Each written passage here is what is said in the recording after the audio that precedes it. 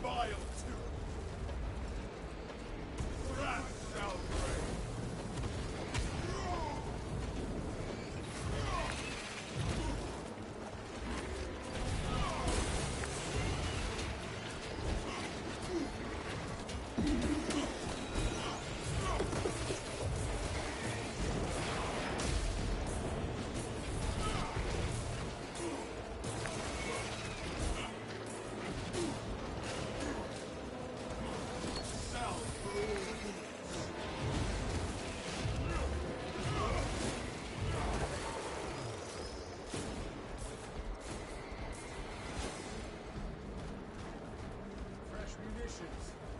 Be as an angel of death.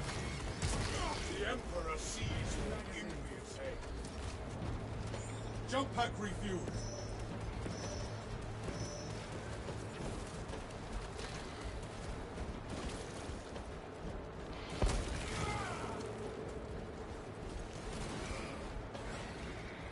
Swapping magazine.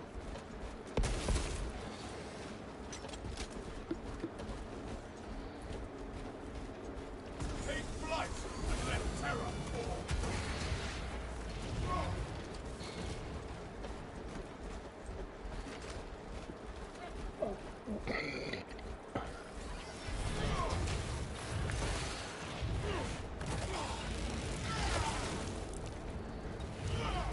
Score my armor with careless fire. I am airborne ready.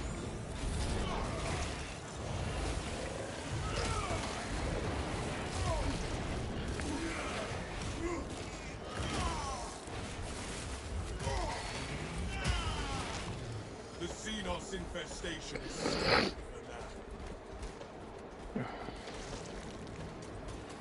Swapping magazine. A pestilent swarm.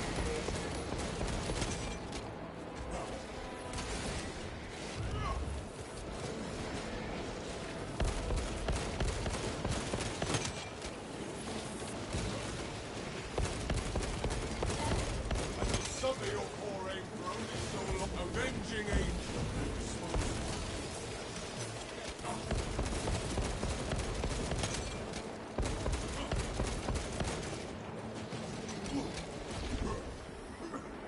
My Primarch's gene seed is strong.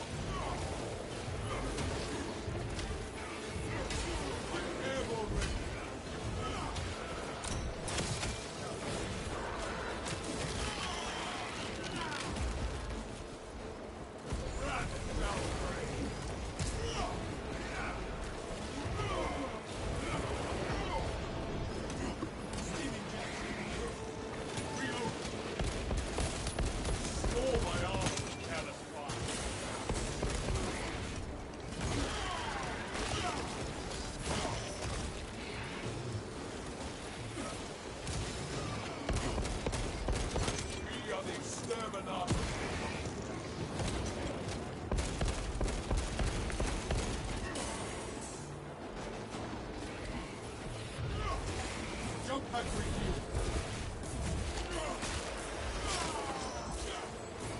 That pitiful Xenos was but the horrid blood.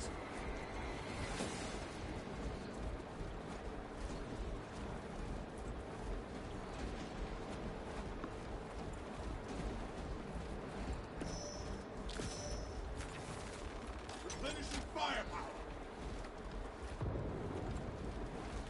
Healing wounds.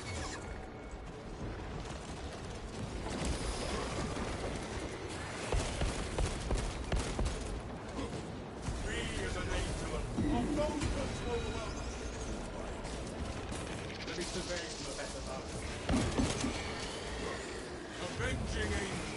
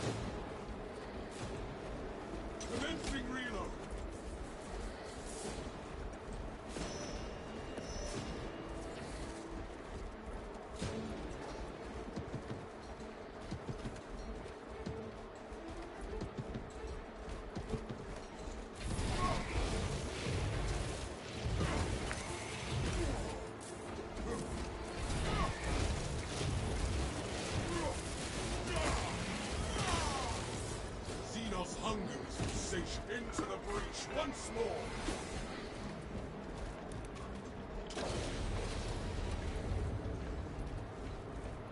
Captain Acheran, no signs of life at the Astra Militarum camp. Human, anyway. Talassa, you need to acquire the Astra Militarum demolition codes required to deploy and arm their ordnance. Source one from any soldier you see, alive or otherwise.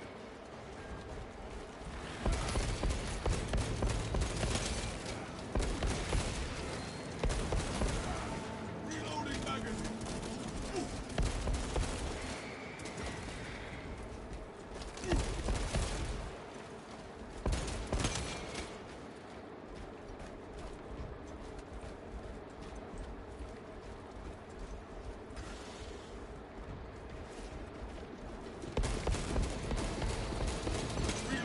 I have the codes, brothers.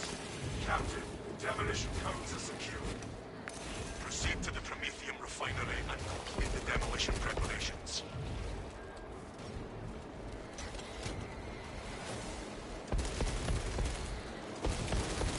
Swapping magazine. Take flight and let terror. Another alien falls.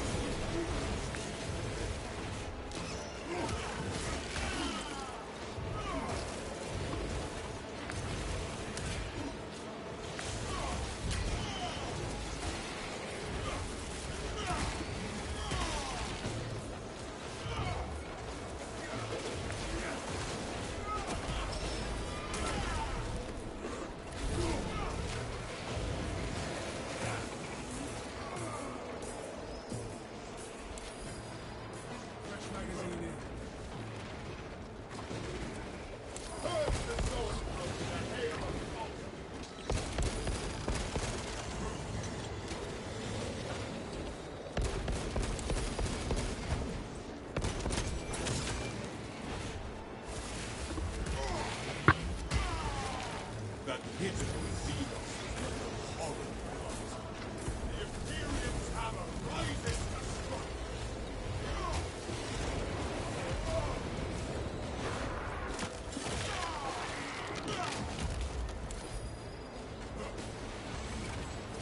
Reload. The Xenos are but a fog of insults.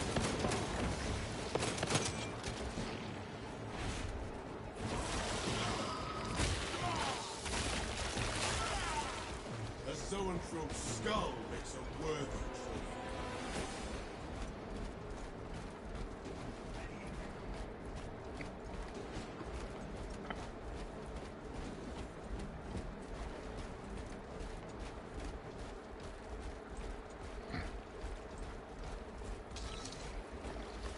Prepare yourselves. Paths are clear and codex compliant. The lifeblood of the Astra Militarum. Let us make good use of it.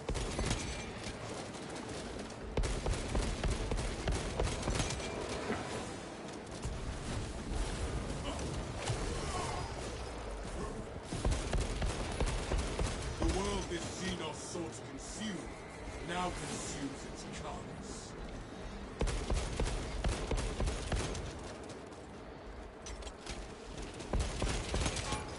Magazine open!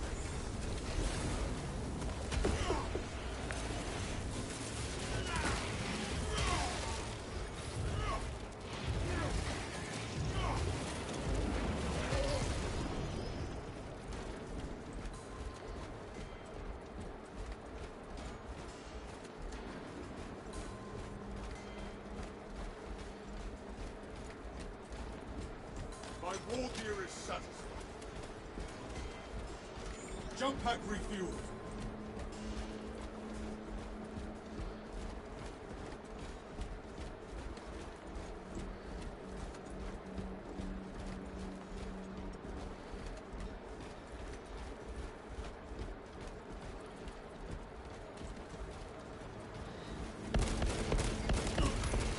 Commencing reload.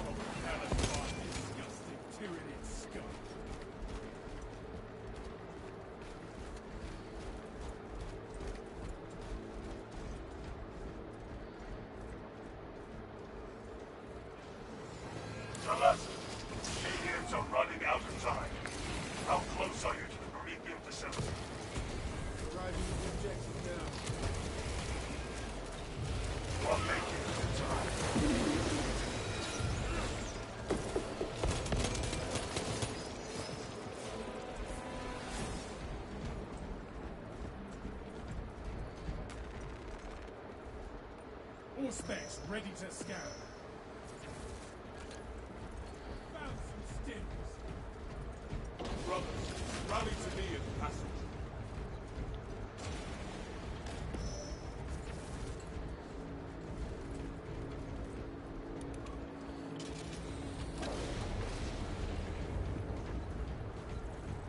Let us finish what the Cadians started.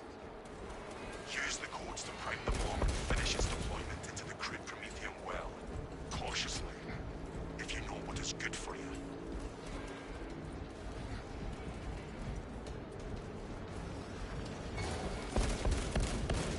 I am the righteous storm.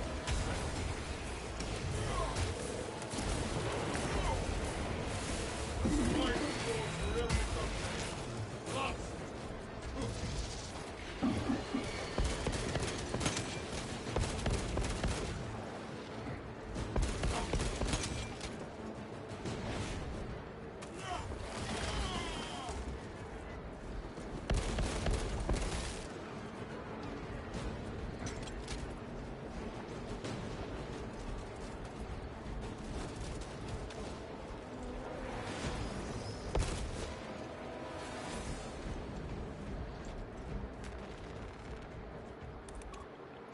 All according to the Emperor's. Rites of activation have been observed. The generator's handling the machine god's name. Crane sequencing initialized. Delivering payload.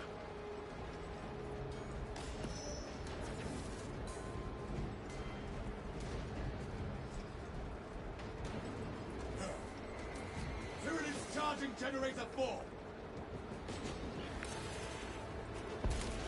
Generator 4 is suffering mechanistic complications. Provide service before components are alarmed.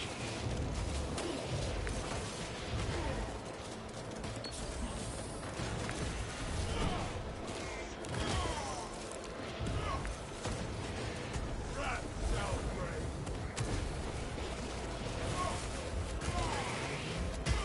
Come on the attack, brothers. Pry that generator from their filthy clutches.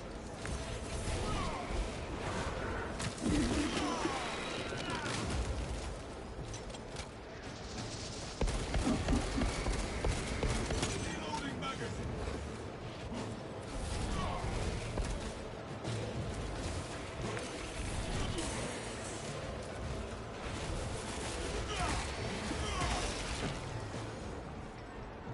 X-axis aligned by the Omnissiah's will. The fire station. It's slow.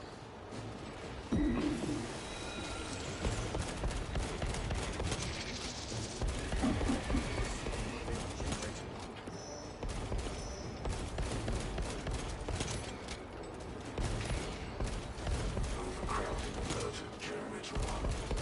Unauthorized personnel. Observe your duties.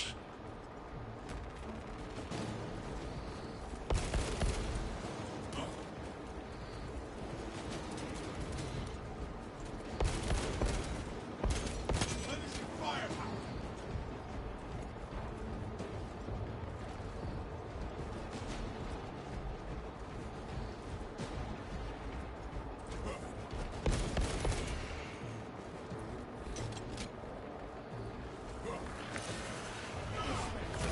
Continue to damage our generator.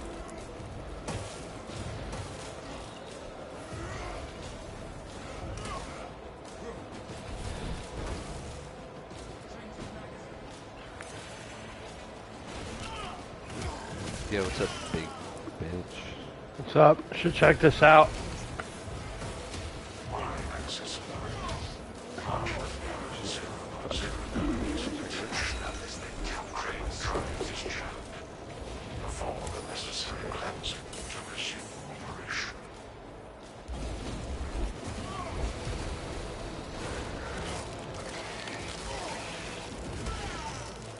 The Xenos infestation is stemming.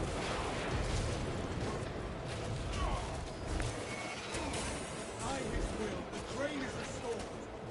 Drive train restored.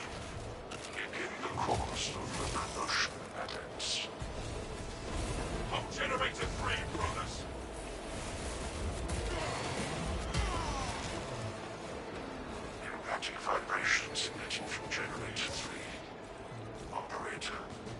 united harmony of time.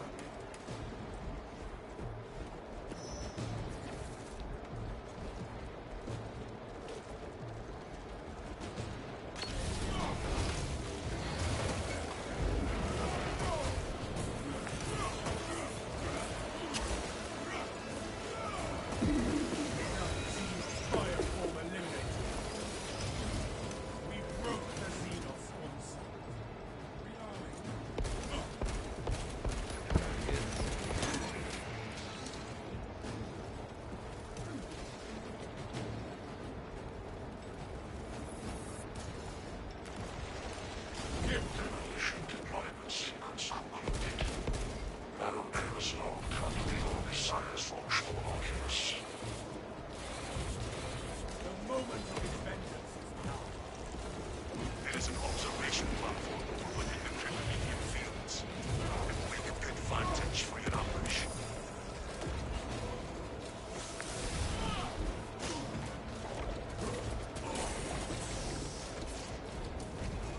I am the righteous storm.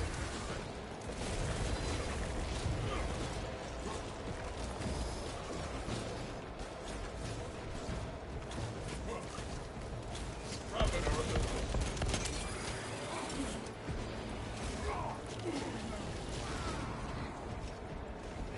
Picking up extra rounds. avenging angel will dispose of. These fucking missions that you do are crazy. There's fucking swarms and swarms of enemies. Prospects deep scan. Warm it.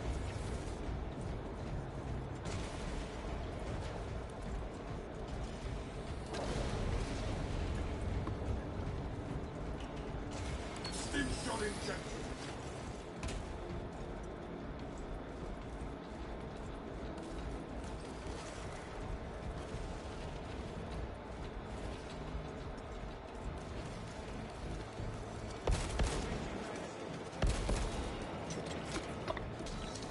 Not let that hold on to reinforcement.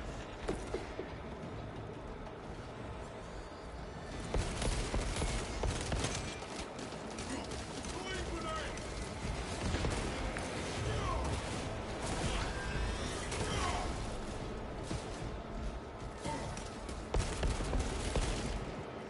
Commencing reload.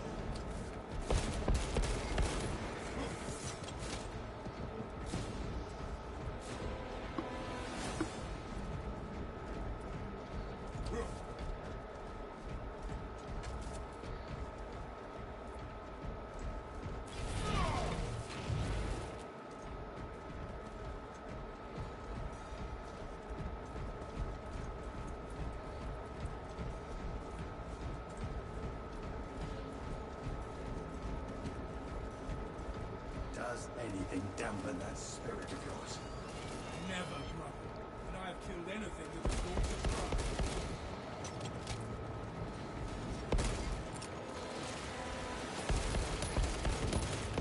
Reload.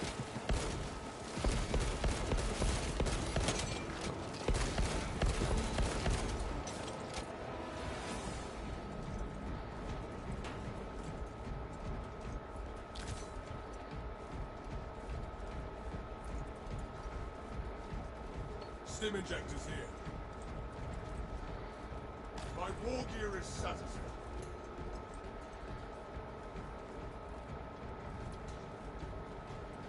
We have arrived at Nozick's facility. Run distraction efforts as long as you can. On my honor, I will ensure your mission is a success. I will hold you to that.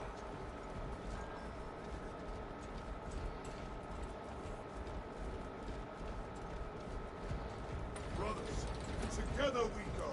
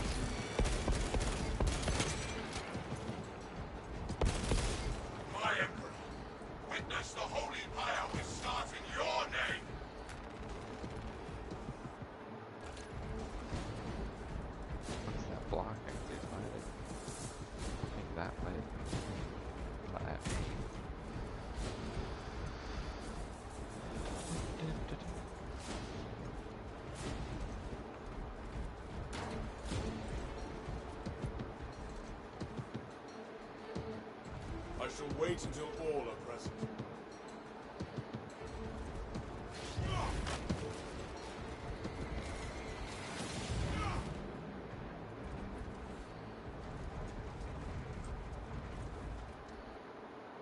Supplies marked.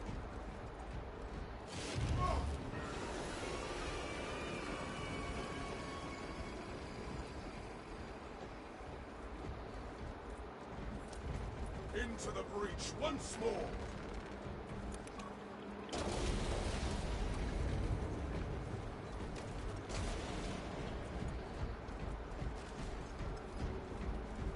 Oh man, Ready to deliver the Emperor's vengeance. this is fucking. Dig in.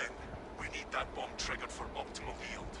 Orbital scan estimates the bulk of the swarm will not be in position for a while yet. Keep your heads and get it done.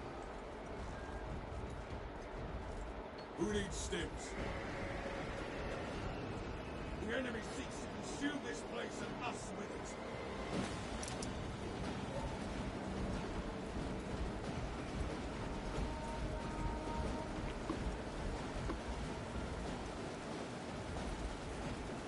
They're clustering at the wall. Deploy grenades!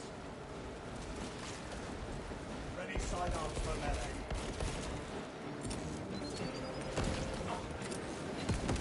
The bulk of the swarm is continuing along the predicted path. Continue holding.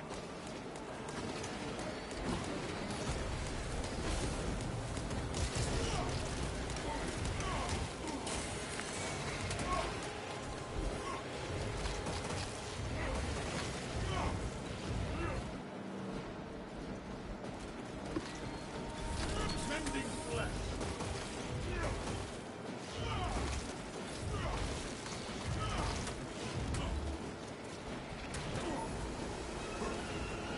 The Imperial refinery needs cover!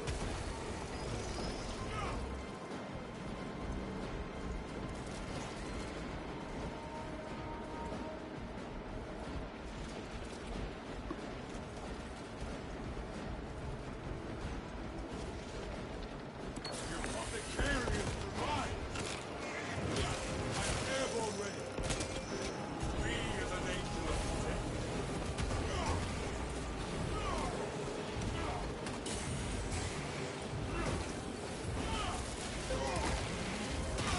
Halfway there, brothers. Keep it up.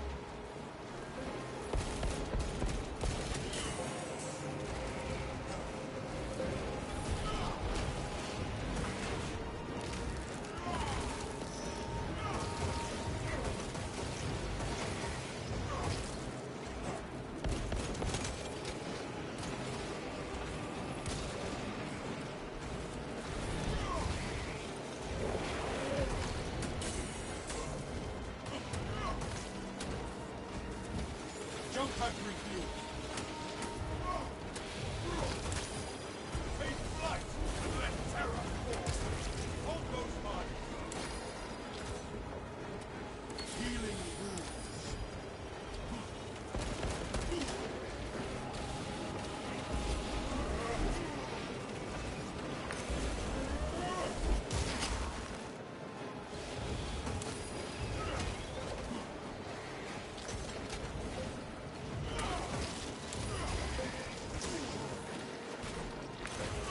Mending flesh.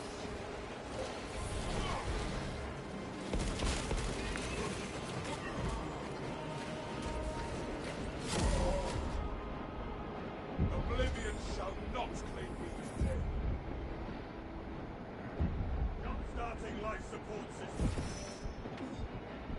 These guys. The Imperium's hammer rises to strike. This sector is cleansed of tyranny. More coming our way.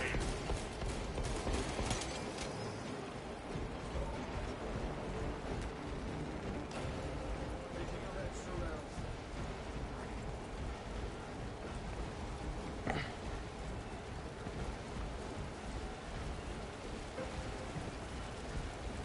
The Xenos are forming a pyramid. I am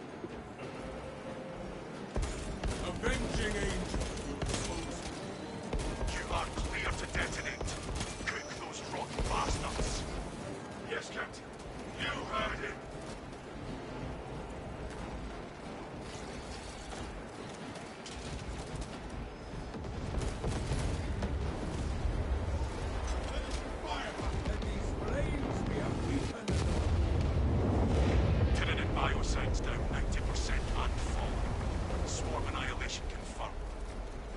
Excellent work. Move to extract.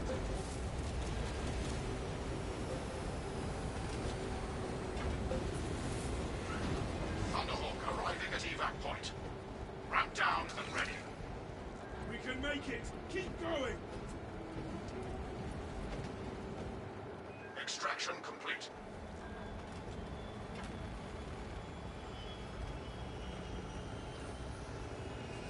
Come on the kick drum. Come on the kick drum. That was Gary, intense. on the kick drum. So intense. Come on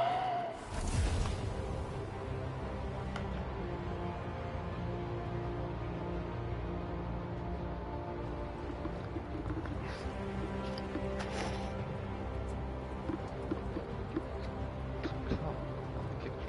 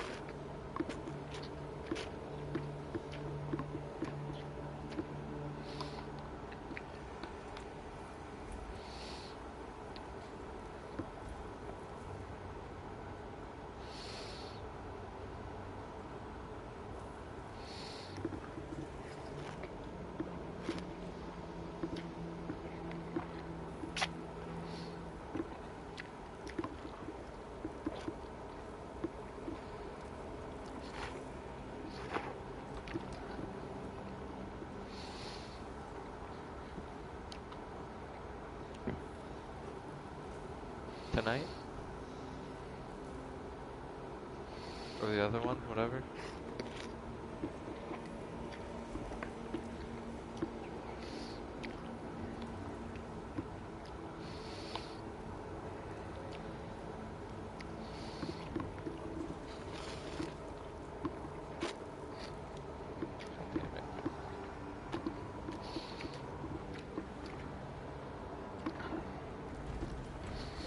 Mastery point gained. What does that mean?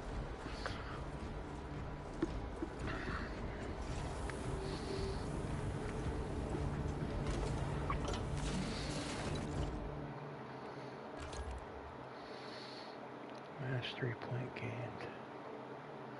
Your weapon has a perk available for purchase. Switch between weapon rarities and weapon perks here.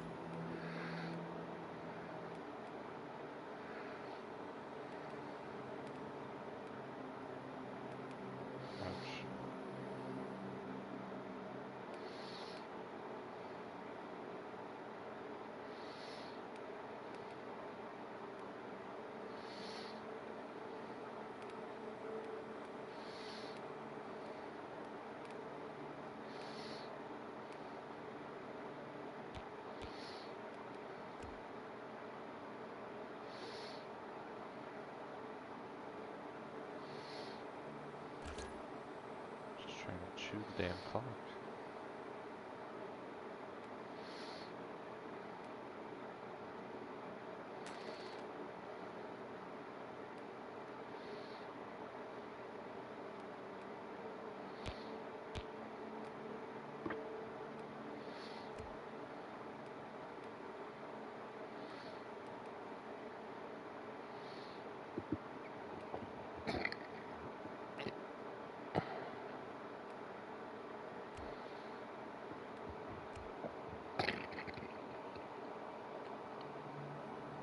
Oh my god, that guy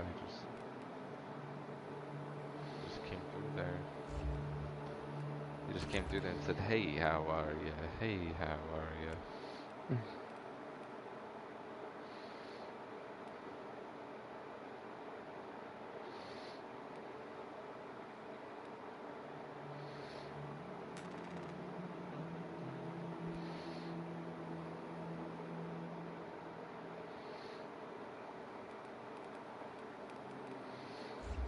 Hey, how are ya? Hey, how are ya? Hey, Thank how you. are ya?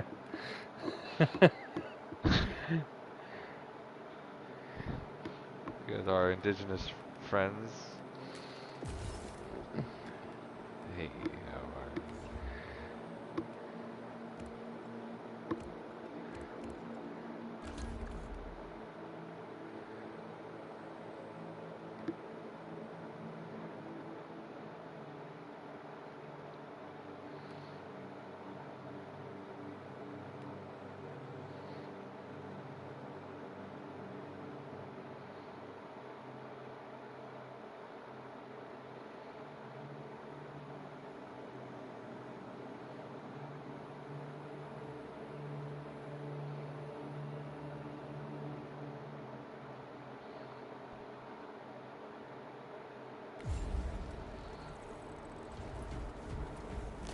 Where there is one, there is an infestation.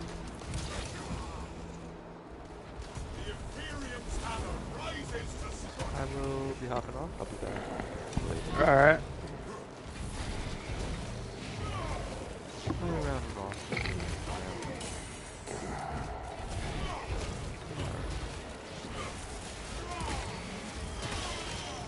The Xenos infestation is stemmed.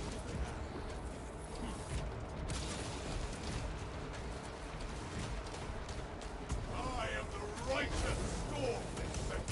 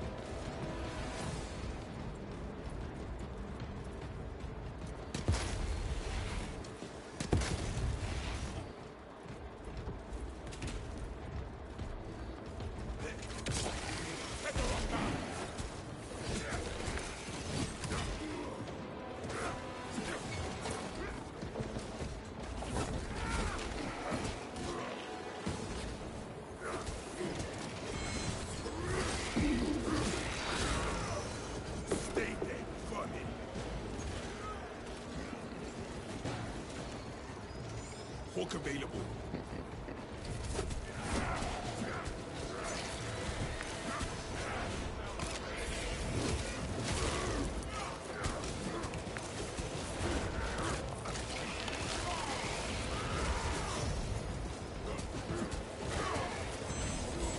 Brother, why did you not approach all your duties with the same gusto as you engaged the enemy? How is it we can muster the same enthusiasm to command the resistance? It's imperative we learn from our victories and our lessons. I will fight on the battlefield. You can learn from my actions. What needs grappling? Avenging blood fighter. Head pounding. Pathetic! All my armor's careless fun.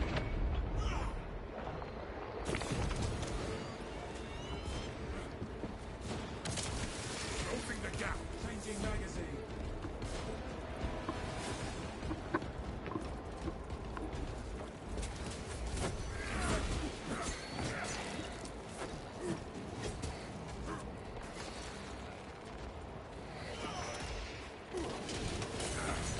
At the holdout. Searching for ordnance. The Munitorum does not store explosives to Codex Astartes standards. Locate enough to demolish the bridge.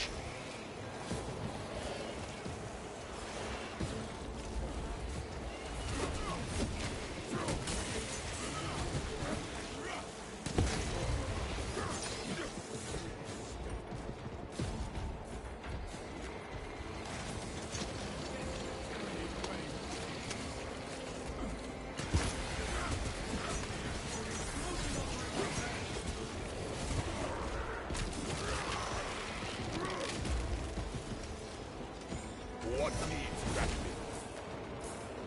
Ordnance from me. Detonator prime.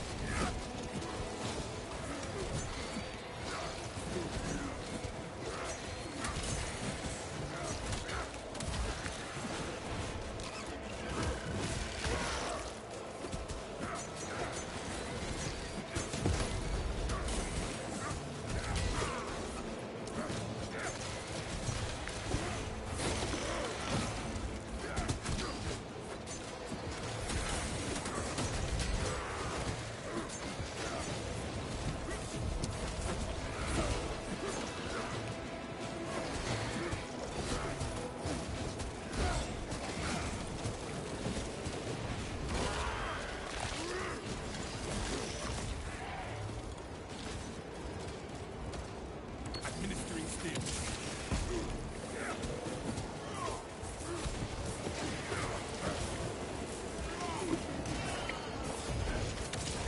Into the fray.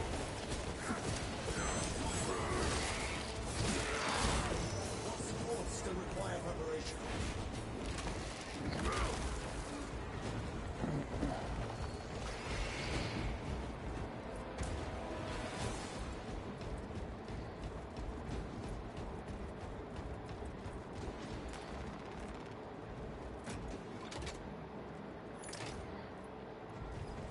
Explosives ready. We need only await the creature now.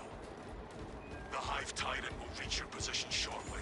Hook available. Join the Imperial Guard defenses up on the bridge, and lure that Xenos Colossus into the kill zone. Bombs incoming.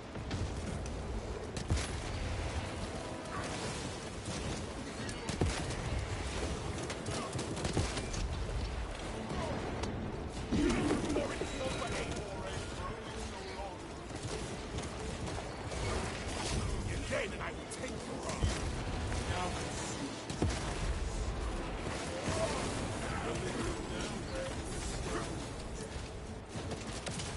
Let the rock down.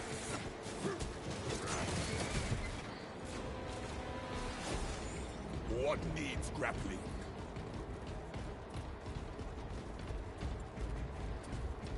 No turning back now.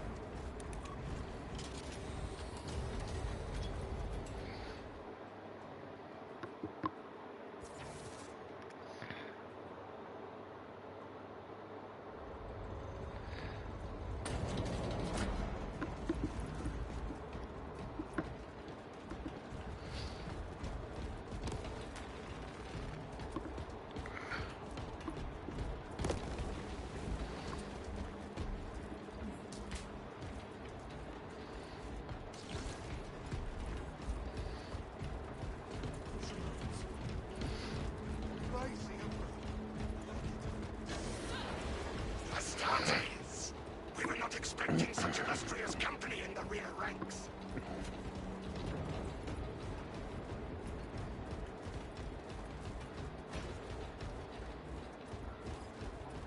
We've got a handle on these probing strikes, my lords.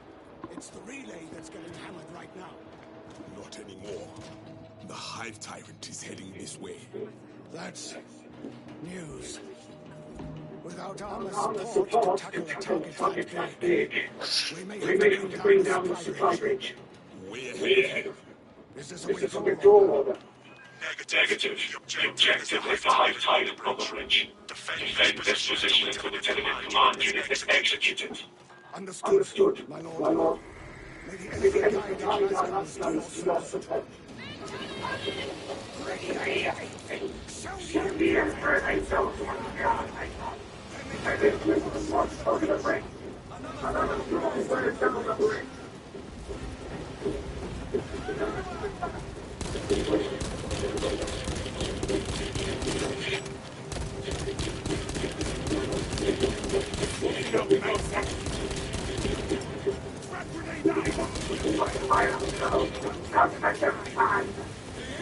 The Hive Tyrant is on its way, but it is only from Xenos executed.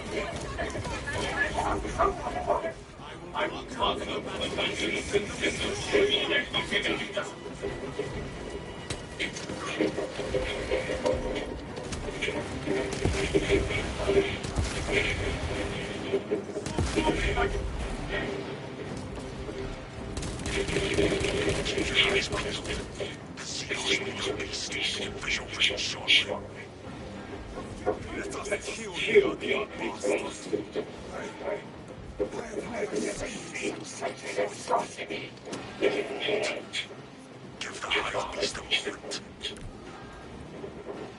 Detonate charges now.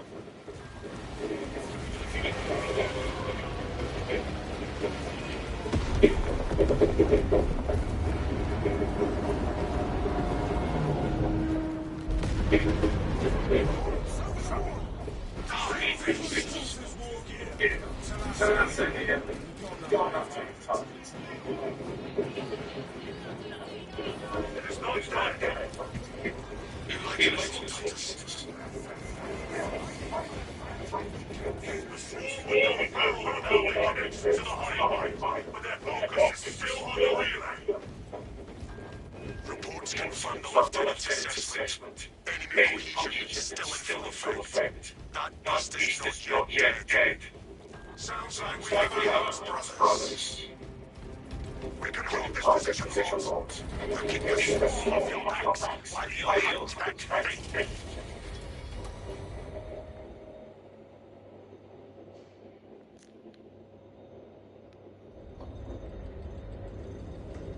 It is over there, birds. Attempting to call free.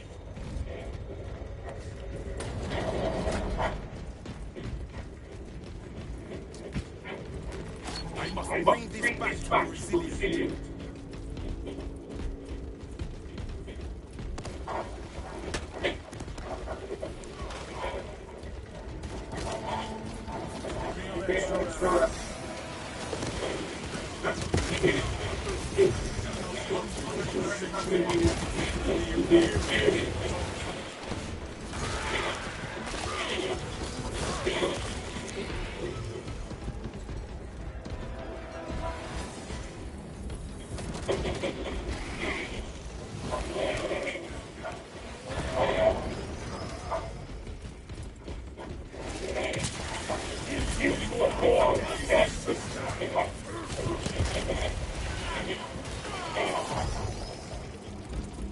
Jump back for Changing magazine. When the Xenos overlord falls, so the Nexus swarm. With no hive tyrants beneath them, the infestation will become dangerous. Pursue and eliminate. We will not have a better opportunity to finish it off.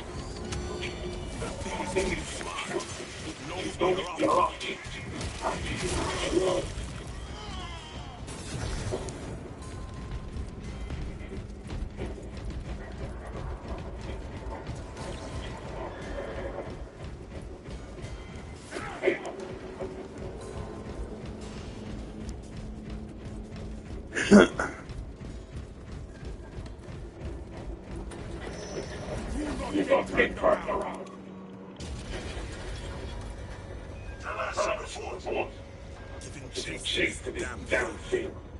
Cut out.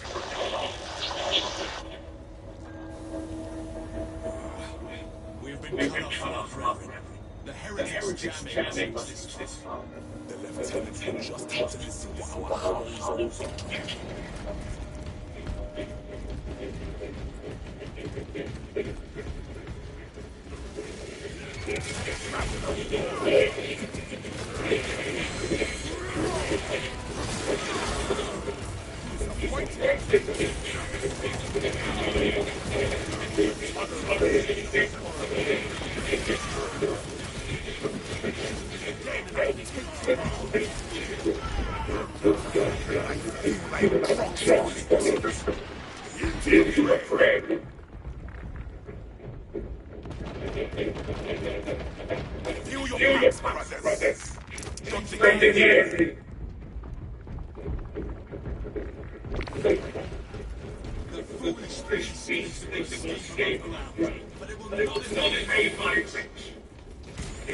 What deep record?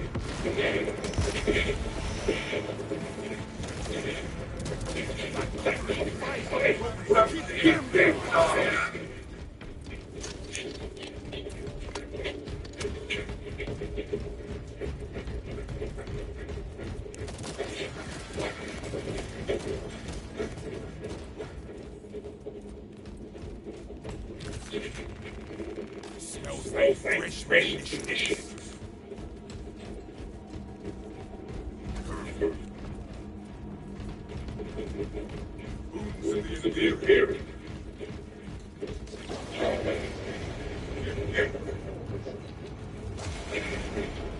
Regroup on me.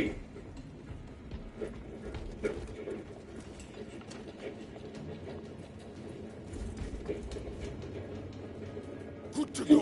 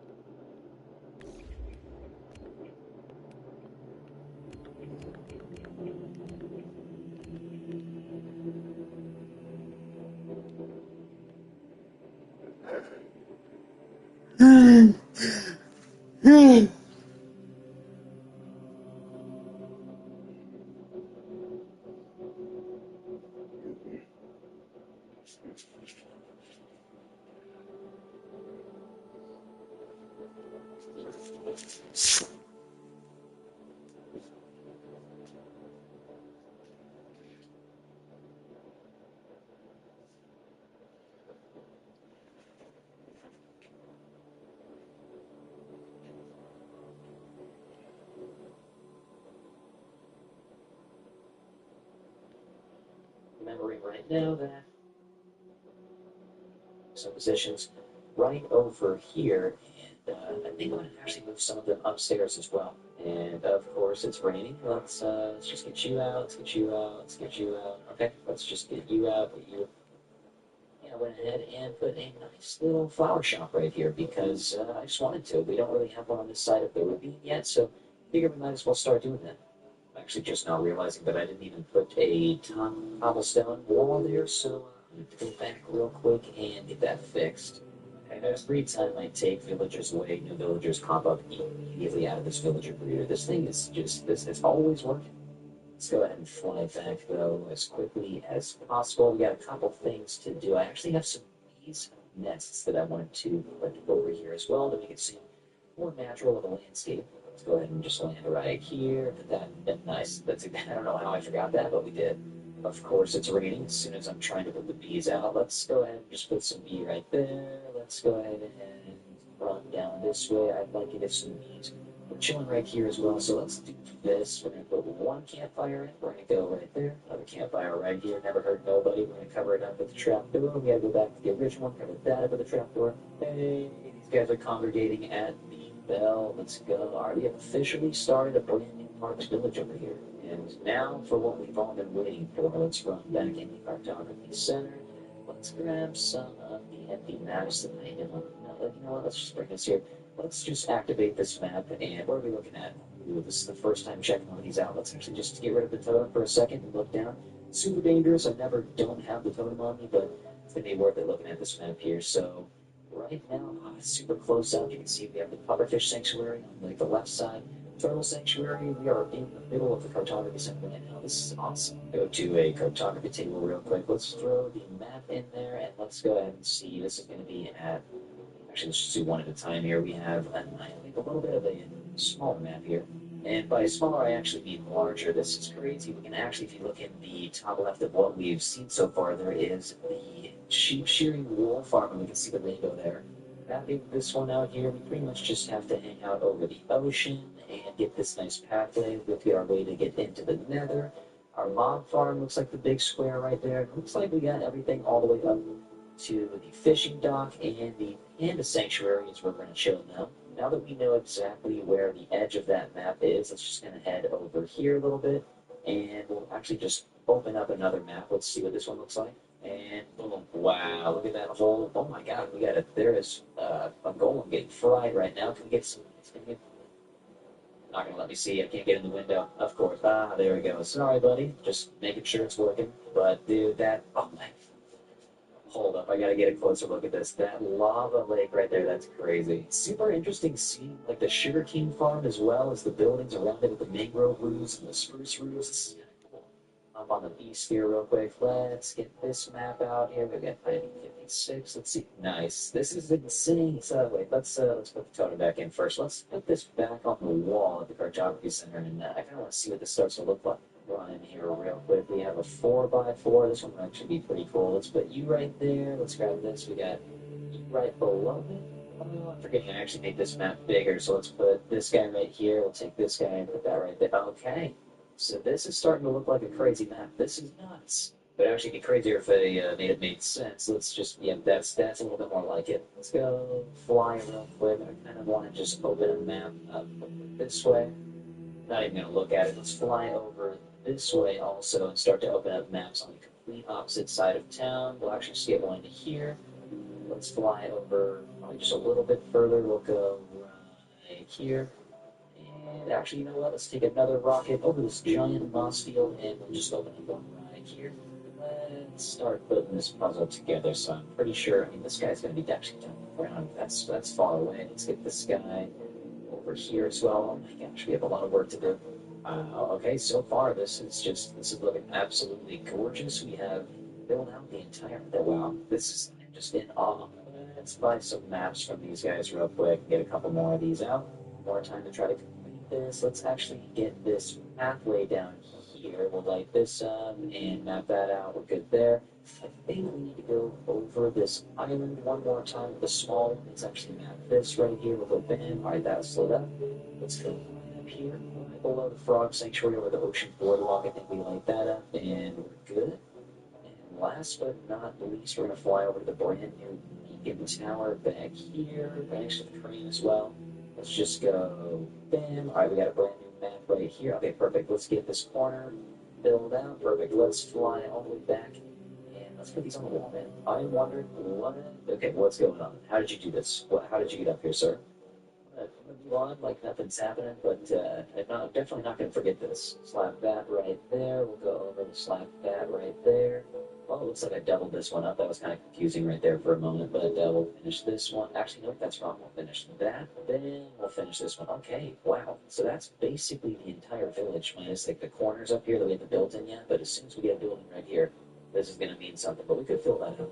Now that this map is done, I'm actually kind of starting to notice some of the trees around here are taking up some of the lay of the land here. So, I mean, all of these green spots everywhere, especially over by the fox sanctuary and the watermelon farm. This big plot of green right there. I think we might need to edit that real quick. Yeah, we got a bunch of jungle trees over here, and we have one that's just, I don't even remember when we started taking this one down, but maybe it was on stream or something. I only did half of it, but yeah, we gotta take these jungle trees down. Let's clear this up a little bit, make this area look a little bit nicer. I don't even know if I need to add some stuff to the path down here. I might have just been neglecting this spot behind the fox sanctuary. While I'm cleaning this area, I actually probably should have done this sooner. what I mean is getting these fence gates up here because the foxes can jump pretty high. Because they see chicken, like they're just going to get out of here. Get this last couple guys right there. Okay, perfect. So what we did was add some trees. Got a nice beehive that ended up going over there. We have more acacia trees back here. Got some mushrooms. I ended up just making this look like the rest of the path areas. We have some hay bales stacked up. Do not want anything spawning back here, so let's just go ahead and place some berry frog lights down as well. I'm actually going to cover these up with the flowering azalea bushes. It's nice to have this area look normal. It's nice and breathable again. We're flying through, getting everything updated on this map. If we go over here, this is updated now. Okay, perfect. We got the trees in. Everything seems to be a little bit more clear. Ooh, yeah, I forgot about this. I was actually out doing a little bit of mapping, and I completely forgot we were over here taking out some of this mesa, getting some of the terracotta. We had a beacon over here and never used. I never brought it back with me. Taking this guy down. I want to keep adding beacons with details, and I feel like an ancient ruin next to a beacon. I feel like that'd be a pretty cool idea. I think we got everything. Let's go ahead and fly back. I want to show you guys exactly what we got on that map wall. Running over, boom, and we slap that guy right into place. This is the Rainbow Mountain side of the map. Rainbow Mountain is huge. Even with the blocks going up 6 tall, we still couldn't fit the entirety of it. And this over here is the desert where the other side of Rainbow Mountain is going to go. This is looking insane, almost as insane as the actual town itself. Look at what we've done. This is, oh my god, the bee sphere, the lava pit, everything. This new garden looks cool. You can see the giant moss field that we have out there. We cleaned up the fox sanctuary, the frog sanctuary, the boardwalk looks cool down here. This giant tree farm cube looks pretty weird from an aerial view, but I'm liking it. You can see the copper power lines going all the way out to the island, as well as the way to get into the nether. We have a little portal. You can even see that tunnel, like the pixelated line right here. Like this takes us all the way down. The pathway all the way over to the edge of Rainbow Mountain on this map too is nuts. That's what kind of made me need to get Rainbow Mountain on this side and this map over here. Bam, we have ourselves a brand new, larger map. This one is brought out by 2, so we have obviously the cartography center that you can see us right here. We have a little bit of Rainbow Mountain from a little bit further away, the pathway going all the way into the town. Our town is huge, but as we get further and further out from the aerial view, it's making it look smaller.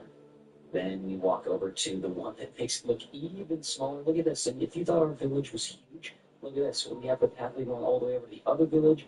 Rainbow Mountain doesn't even take up the majority of this. This is insane. But once we start to build our city down here a little bit and down here, you can even see the Span Village right there and Span Village right there. But once we get everything started to build down here, that's going to be nice. It'll be fun taking up all of this space. It would actually be really cool if there was an ocean monument right here, because then I could get that on this map. And, I decided to get the smaller map of the southern part of the city where the ocean pathway leads to. We have ourselves the horse stable, as well as the cocoa bean farm. Those are the trading hall right in the middle. So this thing is nuts. We have 5. We have 5 giant maps already. This one right here being the craziest. I've been staring at this on stream for a while. Even the spiral staircase into the cave right here looks cool. Now that we got these done, they're looking good. But yeah, now that we got these done, let's go ahead and grab some compasses, some emeralds. Over to one of these guys. Not an Ocean Explorer map, but a Woodland Explorer map. Let's go ahead and take one of these and yeah, alright, so where are we at? We are very far northwest of the Woodland Mansion, it looks like. I think it's time for us to take a flight out there. I'm going to... Oh yeah, by the way, if you try and map the nether, you get this. Unless, maybe if you have something on the nether roof, but this is what you get, this little weird abstract design if you try to map the nether. But let's go ahead and let's fly out. Let's find this Woodland Mansion. Let's tear it down. All right, we are on like 1,000 blocks out, and new chunks are loading. These are all brand new chunks. Here we go. I think I might be flying over the smallest mountain ever. Yeah, look at this thing. That's okay. That's crazy. It's the tiniest little mountain I've ever seen. Actually, okay, I'm gonna stop here real fast at this little drought post. I feel like this is probably a decent place to maybe find a goat horn. I thought I saw a guy just here. Wait. He just jumped down. Oh no, he's right here. Get out of here. Oh my gosh, there are so many of these guys here right now. This is okay, this is crazy. Let's not get the captain, let's just do this. Let's get this. Get out of here. If I can break that log and put it right here, then nobody can okay, this is perfect. Nice. Okay, we got a goat horn. Not bad. What does this one do? That is just lovely. We love looking at good old-fashioned shipwrecks sticking out of the water. This one like seems almost all the way intact. Let's get treasure. Let's see what we got going on down here, and that seems pretty decent. Actually, you know, we should probably set up a little bit of a shulker box. Let's get this stuff in here real quick. Oh, there's some iron back here. Yeah, give me some of that. Thank you very much. Let's hop down and oh, perfect. Okay, that's exactly what I wanted to see. Let's grab that and okay, let's just grab the shulker box. We're about to drown. Honestly, after many years of playing this game, I still love coming across a buried treasure. Okay, we really have been playing for a while now. We're at 4,000 to 6,000, and yeah, this is wow. It doesn't even look like we've made a mark on the map yet. We have to keep going. We've started to move on the map. Okay, so let's just start going straight down south, and we should be there pretty soon. Okay, another outpost. Okay, we have to do it. Let's go in with the sword real fast. I don't think anyone's even here. Let's just do this again. Block that. No one's getting up here. I'm pretty sure no one can get up here. Take another goat horn. Okay, what sound does this one make? Let's check real quick. Did both goat horns just go at the same time? That's wild. I did have to stop though real quick as I was flying over this. This is awesome. I love when there's a nice lush cave entrance. It's so beautiful and it's just like nice and natural. It goes all the way down into a geode. You can see it all the way down there. Okay, gotta stop here as well. Looks like there's a spider spawner, a cave spider spawner specifically, but I always like stopping here because you never know what's in these golden chests. Man, I got a bunch of stuff here. You know what? Let's just take it all. Taking out this spawner is a good idea. Got another one over here. What do you got for me? Ooh, some diamonds. Not bad. Get me this guy too. Nothing's gonna. Yeah, okay. Got all that. I saw some underwater treasure. I'm gonna go over here grab some of this too. Let's grab the lights if I can. Thank you very much. And also, this guy's gonna flop on me. No way, dude. Get out. This is my treasure. Thank you very much. You too, dude. Just get out. Thank you very much. Also, you why don't you just get on out of here, sir? Thank you.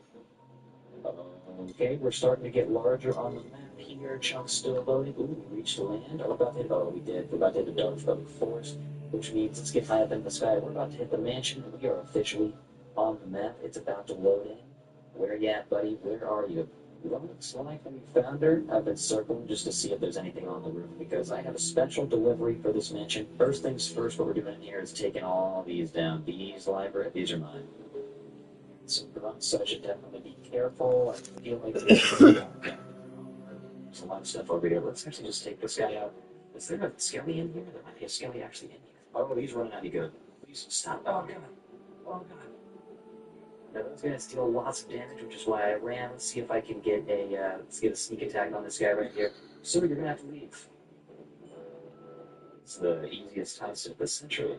Another guy decided to come out, but luckily I have my rockets, and you're not hitting me, dude. I'm gonna be, yeah, exactly. Well, we officially took out all of that library, and I feel like one library is enough. I don't even want that axe would have really done some damage to me.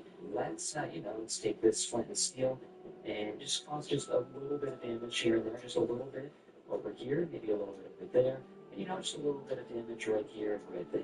We did this on the last hardcore series, and I just loved it. It was so fun watching the whole thing burn, and let's take this one down too. As soon as I see a Vex, I am out of here. Though I really don't want to deal with any of those guys.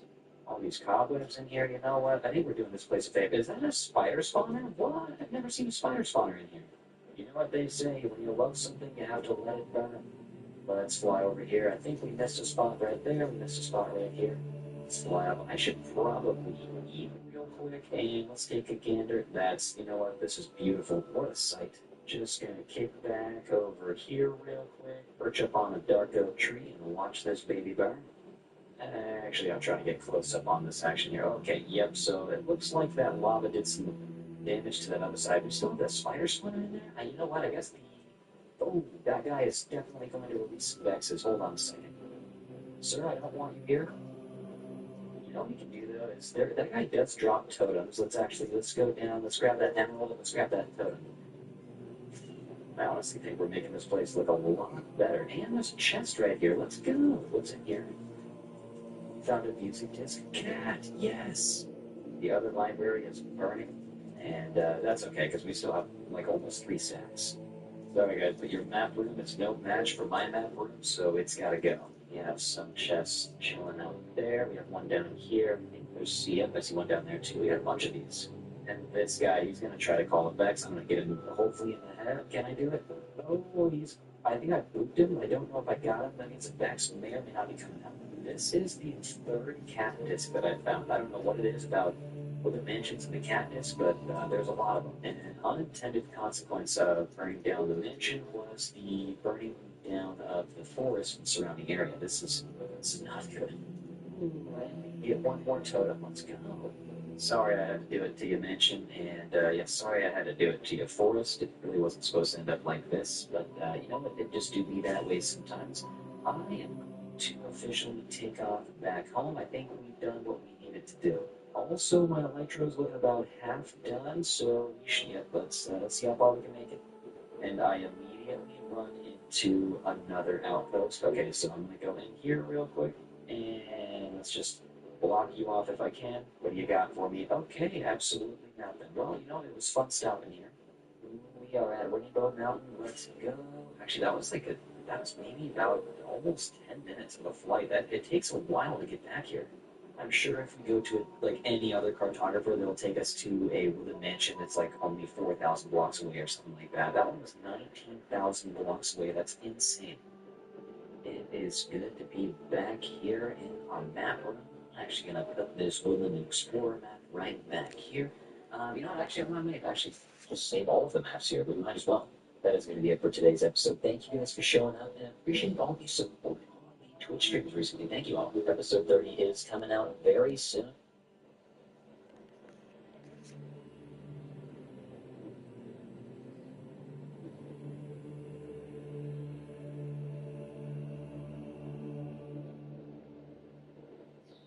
This was crazy. So the Donald Trump shooter was in a Gideon video. He's in two videos actually. I'll play the other one after this.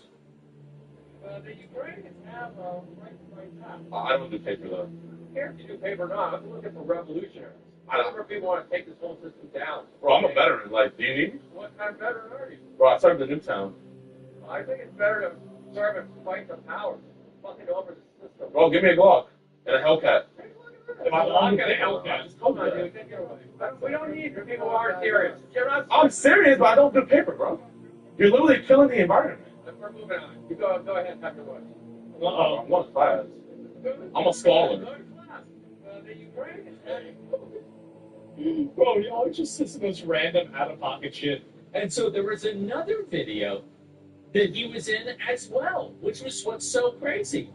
So the Trump shooter appeared in a propaganda video from Azov in May 2022. Okay, here we go.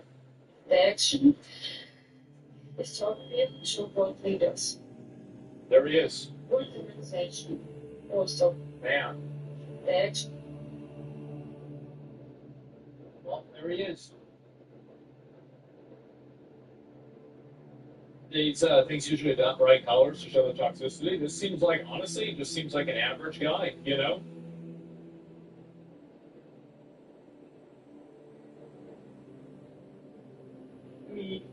What and why are you here?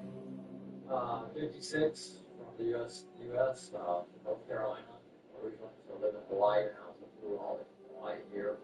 So the question as far as why I'm here. Yeah. So maybe, a lot of the other conflicts are gray, but this conflict is definitely black and white. This is about good versus evil.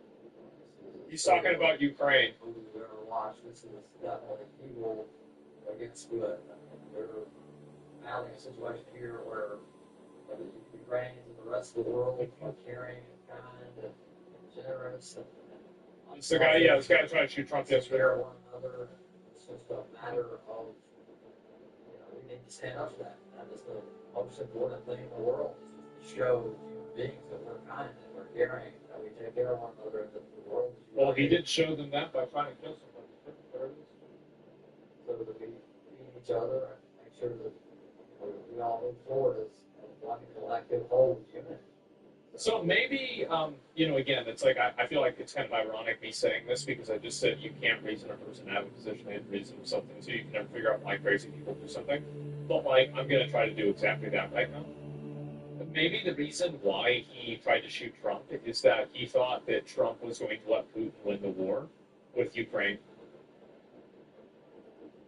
Because a lot of people have said that the way Trump is going to end the war in one day is by just giving Putin everything that he wants. And so maybe that's the reason why. I don't know. We'd be able to paint one country's favor. Yeah, I can't figure out the reasons why normal people do normal things, but I can figure out the reason why crazy people do crazy things. I wonder why.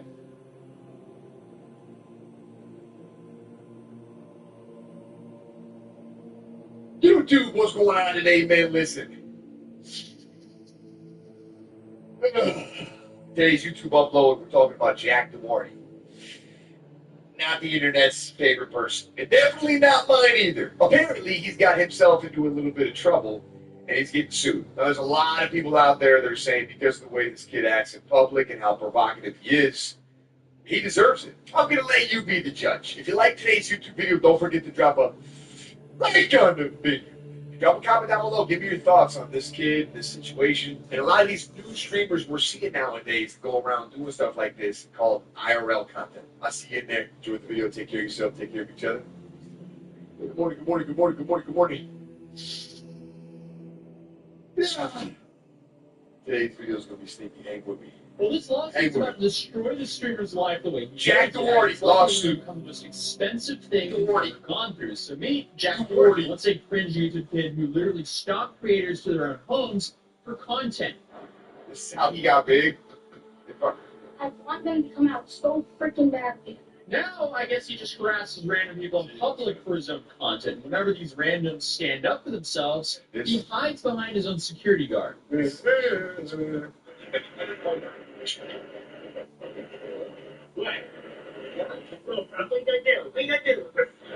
Look, man, we've all been younger before, right? And being a young teenager, provocative, we've been there, done that. However, if you're going to have a following, if you're going to have a stream and a community, that comes with a certain responsibility. We're going to get into that. But this is the type of shit that you just can't do. You need to be somewhat respectful.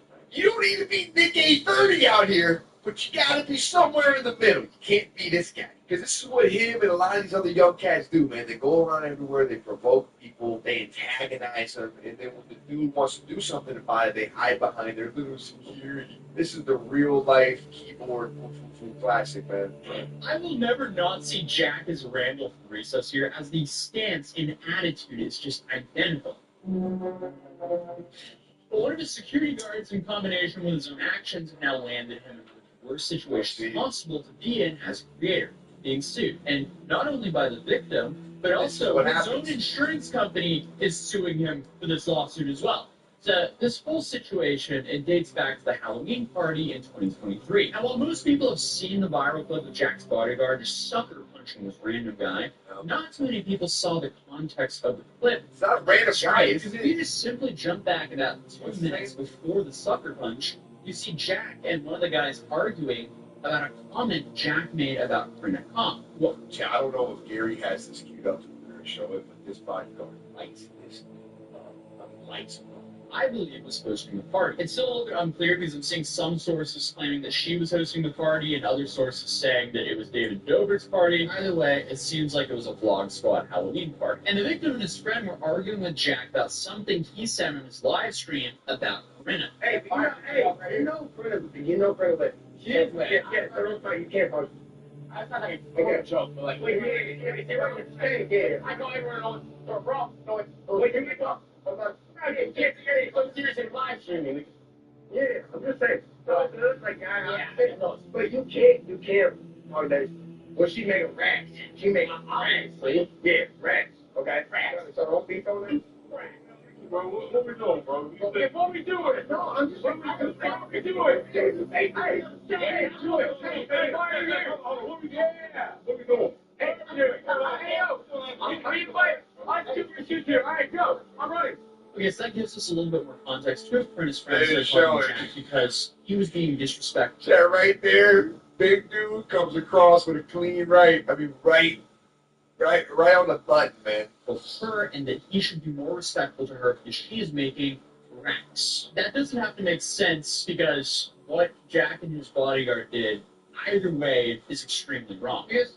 At this point, they're just kind of yapping at each other. Who cares? The situation isn't really a big deal. All Jack had to do was walk away. But that's not what profits Jack. Jack wants to have as big of a commotion as possible to monetize it via his live stream, because he just is one big attention funnel, which then leads into his OF business. That becomes very obvious after all this happened. But then Jack's bodyguard shows up and says, "What's up?" And Jack says, "We're fighting them. YouTuber sus," and then he runs. In the lawsuit, they're using that against Jack. And that makes sense because just a few minutes later, the sucker punch happened, which just seemed to come out of nowhere. Okay. Oh. That's all. What's the next? Yeah, what's up, my boy? Like, where we at? Here. Call me, bro. No, I'm gonna try myself to sleep tonight. Appreciate you. Don't care. Sponsored by Underdog Fantasy. Make your predictions for tonight's NFL game. And Falcons are one of the road against the Eagles. It's a tough game.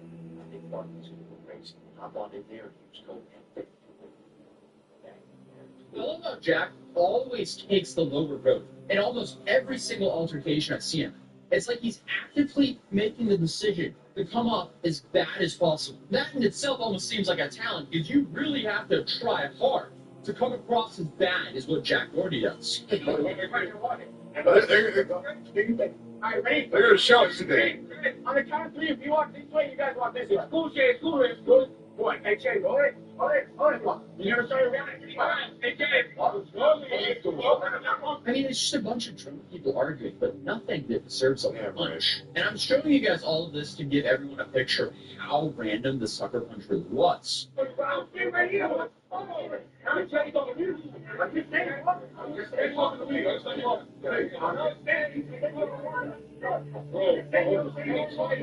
I hear you, bro. Are you lying me? They go, now you want to talk about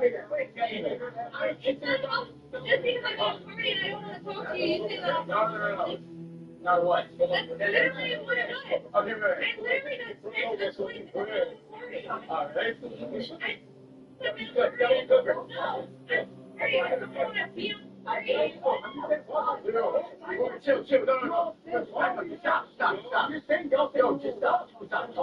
Yeah, stopped it there for obvious reasons. As you can see, That was a sucker punch. And to make things worse, he's not even defending his client.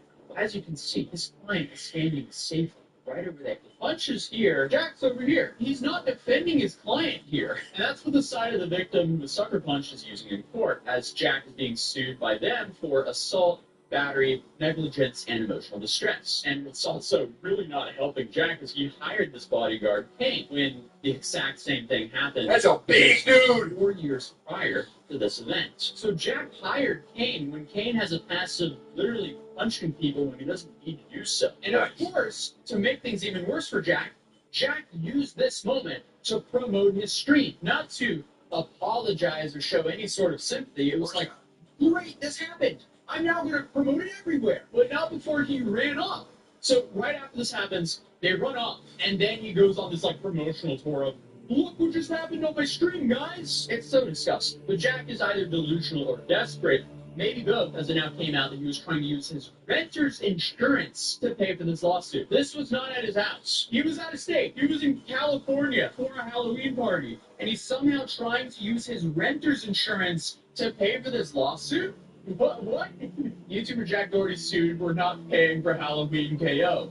Wrong insurance, bud. In a new legal docs obtained by TMZ, State Farm says Jack is trying to use his renter's insurance policy to force the company to defend him in the litigation and possibly cough up any damages that might be owed. State Farm says that Jack is actually not covered here because not only does the policy not cover willful acts that cause bodily harm, he also posted a video of the fight on his social media pages and is using the footage as part of his business, which is also not covered under policy. What an idiot. For like every single action here, he's an idiot for trying to use his renter's insurance policy to cover this, and he's an idiot for using this to try to promote his business. As a result, State Farm is asking the judge to declare that they're not on the hook to defend him or pay out any money and the assault and battery suit. I'm trying to make sense of this stuff because he's trying to use his Can't read it, but it turns out State Farm is not always there. Everything I've seen, he was not hosting this party. This was not on his property, what I know. So is this just one massive reach by him, or does everyone have the story wrong and he was actually the host of this party? Something's definitely not adding up here, but I could also just be giving him way too much of the benefit of the doubt because he just might not be thinking that rationally. Either way, it just doesn't make sense. But to be fair, a lot of his other antics just do not make sense whatsoever, so at least he's consistent. It's going to be very interesting to see what happens from all this, because right after it happened, he was talking such a big game, saying, oh, this is nothing, this...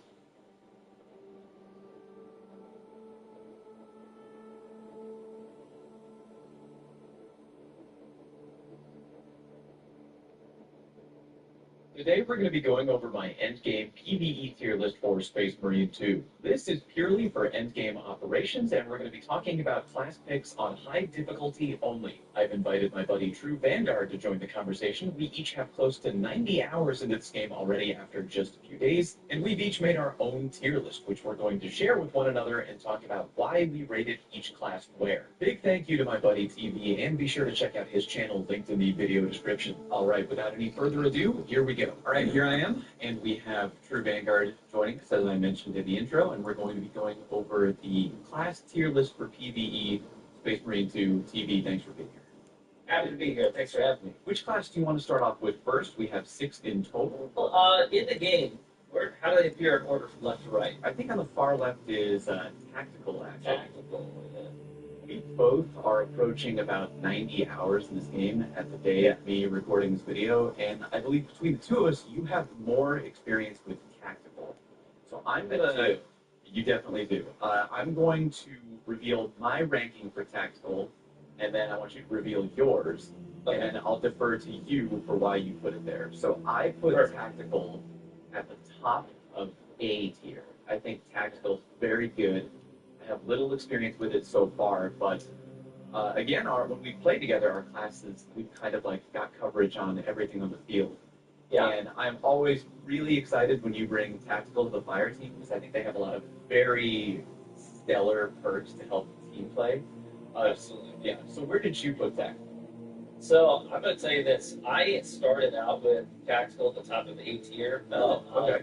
For my work in progress tier list I've been working on, I today have now elevated it to S tier.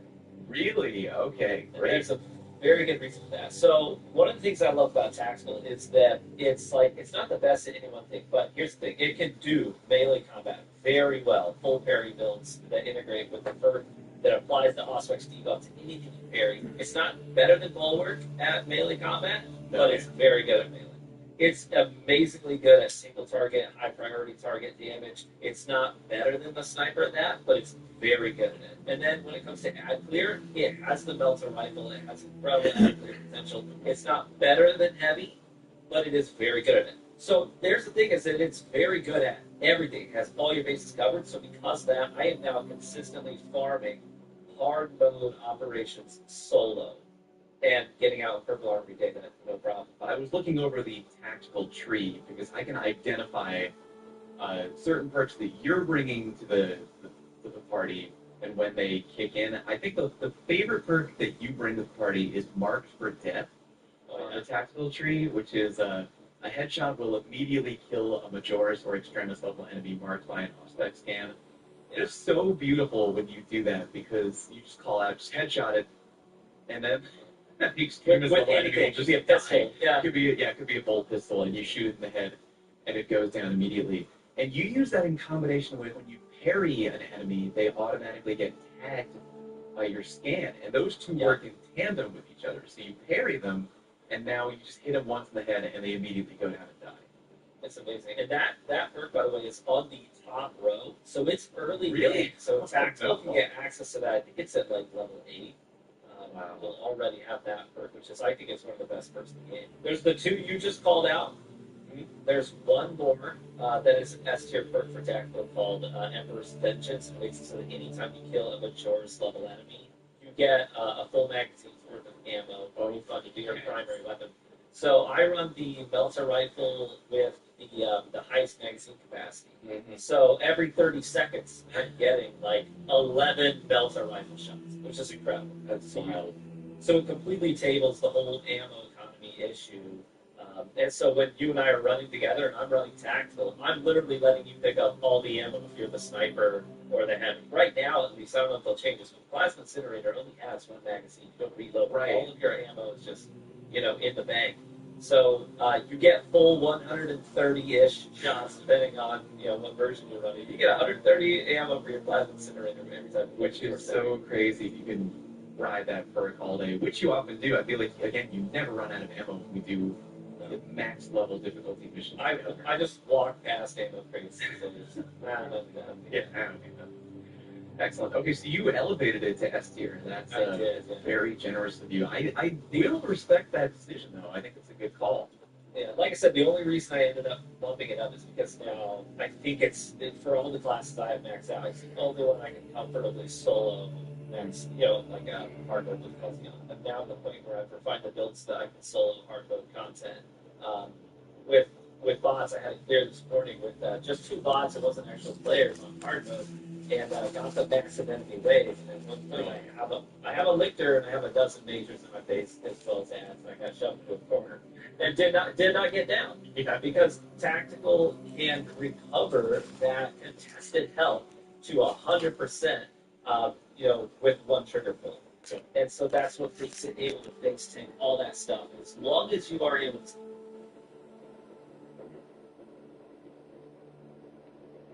scan, you'll be able to clear those big waves and not worry. And you don't have to kite, you don't have to run, you don't have to try and find cover to regenerate your armor. Nope. You just work off of that red health bar in the thick of it. I love it. Okay, next from left to right, I believe, photographic memory. The assault. Yeah, probably assault. Now, admittedly, before we get into the assault discussion, between all 6 classes in the game, this is the one that you and I have probably the least amount of playtime on. But I have a friend who's quite adept with assault, and also, again, approaching 90 hours. We've played tons of missions, and we've had many a teammate rotating in on every class. So do take our rating here with a grain of salt, because again, this is our least played class. But I still feel like I have a very good handle on where Assault belongs on the overall tier list. So where did you put Assault? And I'll tell you where I put mine. Put Assault at D tier. Okay, yeah, I put it in C tier, and literally the debate was, do I put it in C or do I put it in D? I decided to be generous and put it in C because of my lack of, maybe there's kind of a hidden gem. I've combed through the skill tree. Vanguard, right? Yeah. Cool. Okay, between you and me, Vanguard, it was your first class, I believe, at max rank. So I will tell you where I put Vanguard, and then you can tell me where you put Vanguard. Shoot. I put Vanguard at the top of B tier. I put Vanguard bottom of A tier just because I think that Vanguard has a lot of team utility that gets often overlooked. One of the biggest things that they're doing is making it so that everybody in the fight team is getting big chunks of their ability cooldown back refunded to them whenever they're doing finishers, which is a big part of the game, obviously, is doing executions. The grapnel launcher, you're applying like 20% debuffs to enemies that you kick. So anytime you, something like that. But if I grapple in it, I kick an enemy. Now everybody's doing more ranged damage on that thing. So they're really good at just like picking the one guy out of the crowd that needs to go down, right? Yep. Is it the extremist? Is it a major that's causing issues? So you grapple and you kick him. Now it's like a diet Auspex scan where everybody's now doing extra damage to this guy. Yeah, and on top of that, like they have a perk in the tree that just makes it so that they get to ignore death. Every 2 minutes or 3 minutes. Emperor's blessing. Emperor's blessing. It's just like, every 3 minutes you just say no, thank you now. And they also have access to the melted rifle, so they're amazing at aggro clearing. They their whole kit, like the melted doesn't need any help on its own. It's going to handle it problem. But then the rest of their kits are really all about just taking down the big guys. Like he's the assassin on the field. His job is to quickly zip around the battlefield and pick out the guys that need to be bullied, the guys that are causing the problem. That's right, yeah. and that's what makes him so useful. And that's why I put him at the bottom of A tier. The one thing that held me back a little bit from putting him in A tier was the unfortunate 2 armor meter instead of 3. I could agree with the bottom of A tier because literally when you bring Inner Fire, that's the name of that perk, by the way, that team perk, where anytime that someone pulls off a finisher, you get more ability charge. Inner Fire on its own is probably an A tier level perk, and it's very generous. It's like 15 to 20% or something like that. Like if I just do a couple finishers when I'm playing Bulwark, I have my chapter banner ability back almost immediately. It's shocking how good that ability is. It's very, very good. And a quick note on the 2 armor bars. Sure. And you know the squishiness of Vanguard. A lot of that gets offset in 2 key ways. First and foremost, there's a perk in the perk tree that I recommend everyone playing Vanguard should use. But it makes it so that you take 20% less melee damage. And if you're playing the Vanguard class correctly, you are in melee range also. So you just get a flat 20% DR, you know, for being a Vanguard, which helps to offset the fact that you only have 2 armor bars. But then in addition to that, you also have a lot of perks in the perk tree that are all about extending your perfect dodge windows and your perfect parry windows, and then capitalizing on those. So using those to queue up other special buffs. So getting away from and evading and parrying attacks that would otherwise be seriously dangerous to you is a lot easier to the Vanguard if you spec into it as well. That helps to offset the 2 armor. Sure. Yeah, I could see why you would put him at the bottom of A tier. I wouldn't put him on par with the Tactical. I do think the Vanguard is quite good. Again, if you're going to play a Vanguard, heavily recommend that you do what TV does and put on the Inner Fire team perk. I think that's a phenomenal perk for the Vanguard. Next up, we have the Bulwark. This is like your realm here. This is my bread and butter, and I may be a little bit out of line. I may be out of line. This might be my hottest take. But you tell me where you put Bulwark. I'll tell you where I put Bulwark. I put it at the very top of A tier. Respectable. You know, it's kind of funny. We flipped between our mains. We've done the exact same thing with our mains. So Yeah. I put the Bulwark in S tier. Sure. And the reason that I've done that is because I've saved, not to pat myself on the back, I've saved many runs by just being so hard to kill as the Bulwark. And really, honestly, staying alive, in my opinion, is the most important thing you can do in a max tier difficulty endgame operation. Because as long as you're staying alive, eventually you'll win the operation via a battle of attrition. And the Bulwark shines very brightly in the realm of being a tank, staying alive. You have the big shield, all so many perks on the Bulwark skill tree. I have it brought up right here, are focused on damage resist and just staying alive. You have Conviction, Armor of Contempt, Scramble Targeting, Steel Within, Advanced Conditioning. You have so many of these perks which do exceptionally well in keeping your Bulwark alive. You're not going to slay out, but you're going to be the last one to go down if you're playing the Bulwark correctly. I've had so many situations where I'm just surrounded by just an absurdly stupid number of enemies, and I just get all my contested health back, I get all my armor back. You can't even begin to put a dent in me. It's going to take me a while to take down all the enemies that are surrounding me, but I'm going to do it. And when I'm done, I'm probably going to have the most health and armor left out of the entire fire team. So that is why I put Bulwark in S tier. It's kind of the slow and steady wins the race option for me. There's a lot of options for a perfect parry build, which sometimes when I'm feeling kind of cheeky, I'll change it up to the perfect parry build. But my permanent kind of forever build is everything on the table for, damage resistance and all that beautiful stuff that makes me a supreme tank. Now there are downsides where if an RNG boss fight happens, like a Terminus level enemy TV, like the floaty guys, then things can get a little difficult, but which is, only the really steal. But if you're playing well and you're covering your team and you're taking damage, you can let them kind of help you bring it down while you're literally in the front line taking all the damage. But top of A tier, I honestly believe it's probably the second best class in the game. It's pretty close. The only reason I don't personally escalate it to S tier really is its single target damage against the big guys and not having a primary weapon. It has a specific role and it fulfills that role exceptionally well, which is to me the exact opposite of the issue with Assault, where it has a specific role and it's not even all that great at it.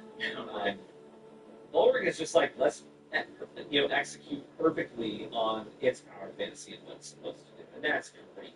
My only reservation is just that if I bring Tactical and I'm solo queuing, I know I'll be fine no matter what. But if I bring Bulwark and I'm solo queuing and something goes wrong and my teammates just don't know how to take down the big guys, like you said, it is a war of attrition. You could be looking at a long clear. Sure. You're the one keeping it alive, but you're also not the one expediting the progress of the operation either. Love its death. I love that we took our mains and kind of twisted them for A and take that with a grain of salt. For sure. But again, I think they're so close on our rankings that it's not too far out of whack. So I'm glad that we're kind of pretty close to being on the same page there. Next up on the tier list, we have the Sniper. So this will be kind of interesting. I originally had put Sniper into very high contention, but the more I played it, it's one of those things where the more you play it, you're like, oh, okay, I'm understanding the ins and outs and the weaknesses and the strengths a little bit better, right? So I put Sniper at the bottom of A tier. Where did you put Sniper? Very similar.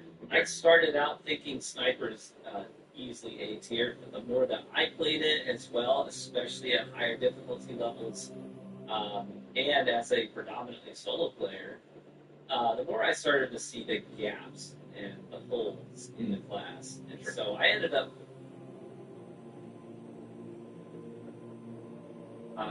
not as devastating as I had hoped. I do think they have a unique role.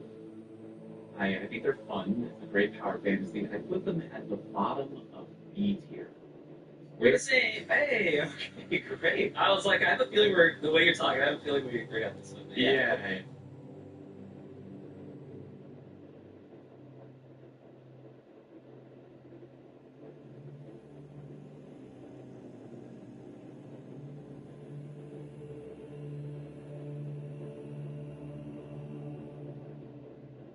I made a terrible investment. About 2 years ago, I got really excited and bought an entire tree's worth of wood for $22,000 that so far has only lost me money. However, thanks to my newest client and a lot of hard work, I think it's all about to pay off. That's the best. Most of the time, when I need a big wood slab, I go to a local supplier that's not too far from my house called Gobi Walnut. They've been in a ton of my videos in the past, and if you've ever seen me work with a wood slab before, there's a good chance it came from Gobi. However, despite what a lot of you might think, I usually just pay for the wood that I get from them like a normal customer, even though the owner once told me that I've sent him so much business through my videos that there's a good chance I've actually raised my own prices. In the end, though, that doesn't matter to me as much because I still have customers that pay me for the project, I still make money off the videos, and what's really important to me is getting the best possible wood slabs, and that is exactly what happened to me one day when Aaron, the owner, came to me with an offer. Aaron said that his dad had been hoarding wood there for years and he was tired of storing it and asked if I wanted to buy any or all of this one particular tree that might be, quote, the most beautiful walnut they'd ever come across. And being since the name walnut is in their actual name, I felt like that was saying something. Also, I bought wood out of his dad's scrap reserve before and he definitely affords the good stuff. So I knew there was an opportunity and it wasn't going to be cheap. However, I felt like the price was probably about half the price as if they were just to put these really, really high-end slabs for sale in their retail store. So I said, yes, I will definitely take a slab. He goes, cool. I said, no, I'll do 2 slabs. He goes, even better. And I said, how many are available? He goes, there are 10 total slabs. I go, yes, I'll definitely take 4 slabs. And then about a week later, I called him up and I said, how many of those are still available? And he said, we still have all 10. And I go, yes, I will definitely take all 10 slabs. This is where my new client Tom comes into the picture, because up to this point, 2 years into what was a pretty substantial investment of $22,000 for all those slabs that I thought I'd make my money back on pretty quick, I've actually only sold one total project from that entire lot of slabs, and the gross cost of that project to the client before my expenses was $18,000, which means I haven't come anywhere close to even breaking even on what I thought was going to be a good investment. And part of the problem is that these slabs are a little disproportionately wide given how long they are, so it takes kind of a unique space to utilize them. And when Tom reached out, he basically described two tables that I thought would match perfectly for these slabs, and we played around with the layout a lot. Eventually, we landed on a pretty cool design, and that was going to have 3 straight edges and just a little kiss of live edge on one part of it. However, we ran into one problem when I started breaking these slabs down. There's a lot more live edge than I thought there. I can see a little bit on this side. Down on the spot over here. There's a little there, but I told them that we had a little bit to fill in here. Look at this. I thought there was going to be what onto that corner. We had. Oh wow.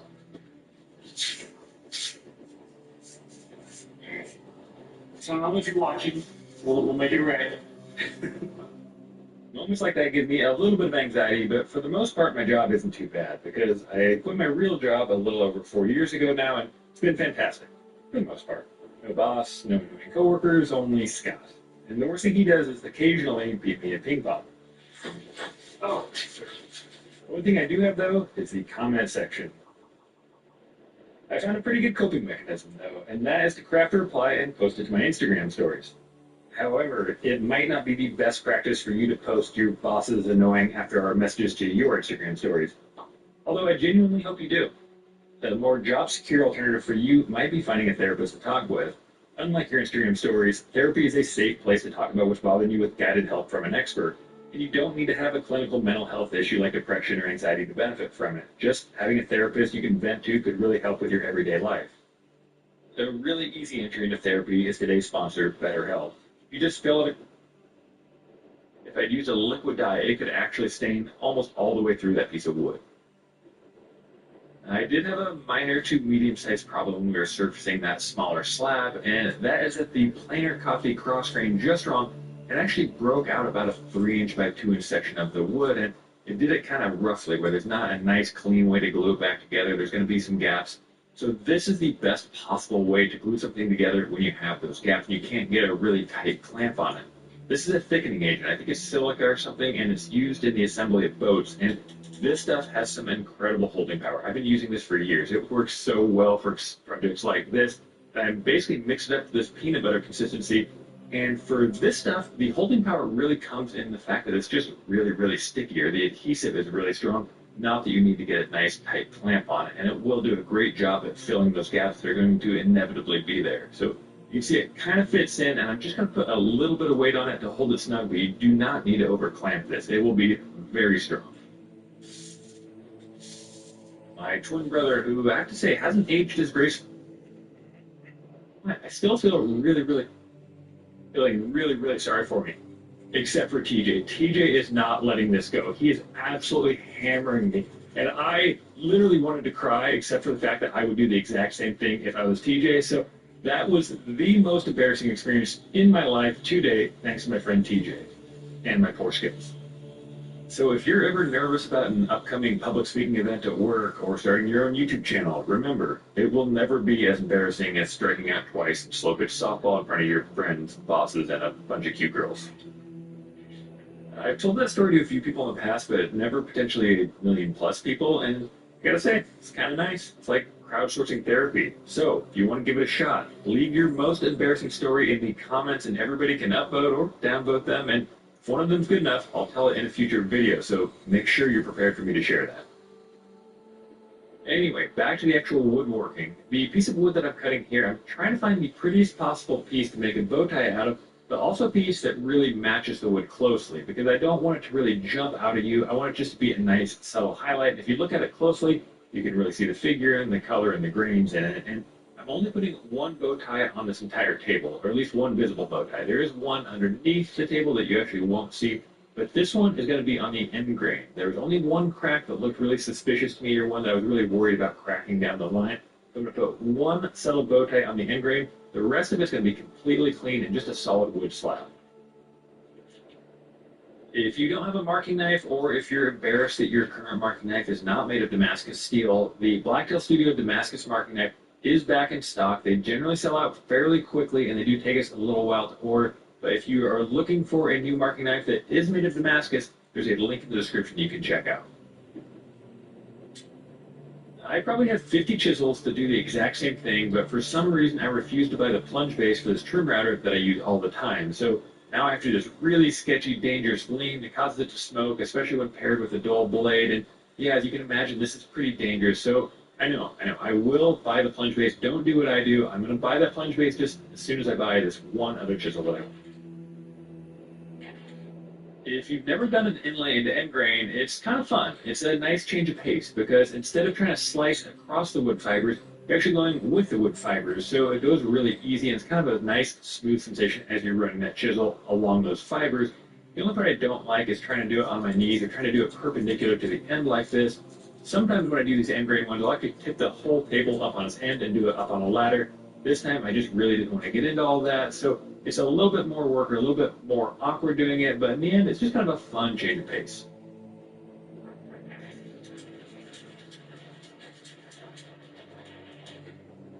Adding this bow tie to the end grain was, again, probably a little excessive. There was already epoxy in the crack. I really didn't get the feeling that it was going to separate, but I like the look of these bow ties. The client really liked the idea of a subtle bow tie on the end grain, and so it was a little bit more work. It was really, all in all, like maybe an hour's more work to add this in, and guarantee this crack won't separate down the line. And again, I'm really doing my best to try to be like one of those restaurants that the tire companies give the stars to, not like those restaurants that my friend TJ goes to. When I was younger, I used to go to more car shows, and I used 22-degree chamfer, and that's what this client almost asked for. He actually did ask for it initially, and eventually he ended up changing his mind, or I guess if I'm being honest, his wife changed his mind. And this, though, this is probably my second favorite. If you want a really less is more classic look, the 1/8" roundover just lets the wood do the talking, and it's probably the most common edge profile my clients ask for. This is usually my favorite part of any project. However, sometimes you get the finish on, and then you see that maybe you rush the sanding process a little bit, you have some deep scratches, or maybe there's a little epoxy stain that you didn't notice until you got the finish on, and now you, or at least I, have to go back and sand everything off and start all over again. These projects, though, everything went really nice. The wood was absolutely incredible, and my finishing process is not difficult, it's just detailed, if that makes sense. And it's so detailed that I don't really like putting it in videos because it can be a little bit boring, and I know a lot of the people that watch these videos aren't woodworkers, but if you do want the details on that, I have a free finishing workshop, and I swear it's actually free. There's no catch. The only thing you have to put in is an email, but it's like an hour and a half long, and it gives absolutely every step to getting this finish in your home shop or garage. It's pretty detailed, and again, I promise there's no bait and switch. There's no put your credit card in to see the end of it. It's just a way of saying thank you to all the woodworkers that do follow me. In the car show spirit of making the underside of these tables just as nice as the top of the tables, I decided to add M3 to the bottom as well as the top. And if you're curious, I added 2 coats of the hard coat and 3 coats of the top coat to both the bottom and the top of both of these tables. Don't forget to go hassle Chris at 4 Eyes and tell him to create plans, so hopefully someday we can make this base out of wood. However, I do think it looks pretty cool in metal as well. Also, I bet you thought that I'd forgot about showing you that corn that we fixed, and we did a little light touch-up with kind of a medium stain, help it blend in a little better, and here's how it looks in the end. It's not perfect, but I don't think that I could do much better than that. Also, if you're curious what the client thinks of the finished product and the whole buying process in general, it won't be installed in this house for another month or two still. They're still renovating. However, he said once it's installed, he'd be happy to do an on-camera interview, and maybe we could even talk him into doing like a YouTube Live where you guys could ask him questions.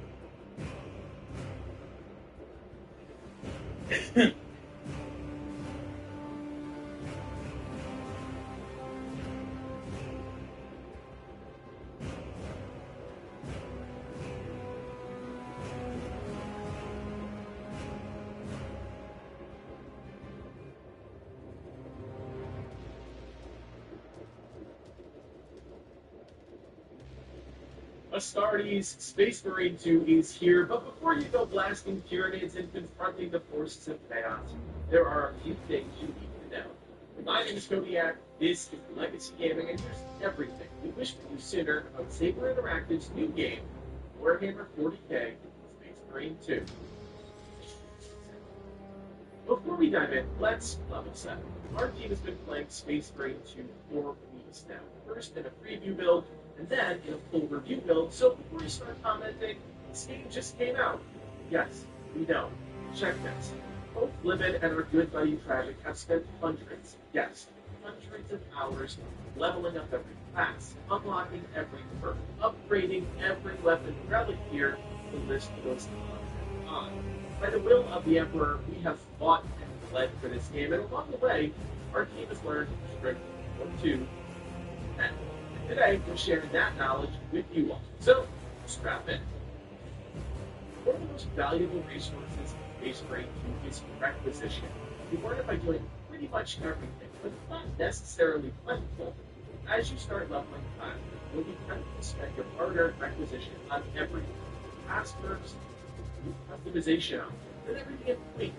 Don't just unlock things simply because it's available.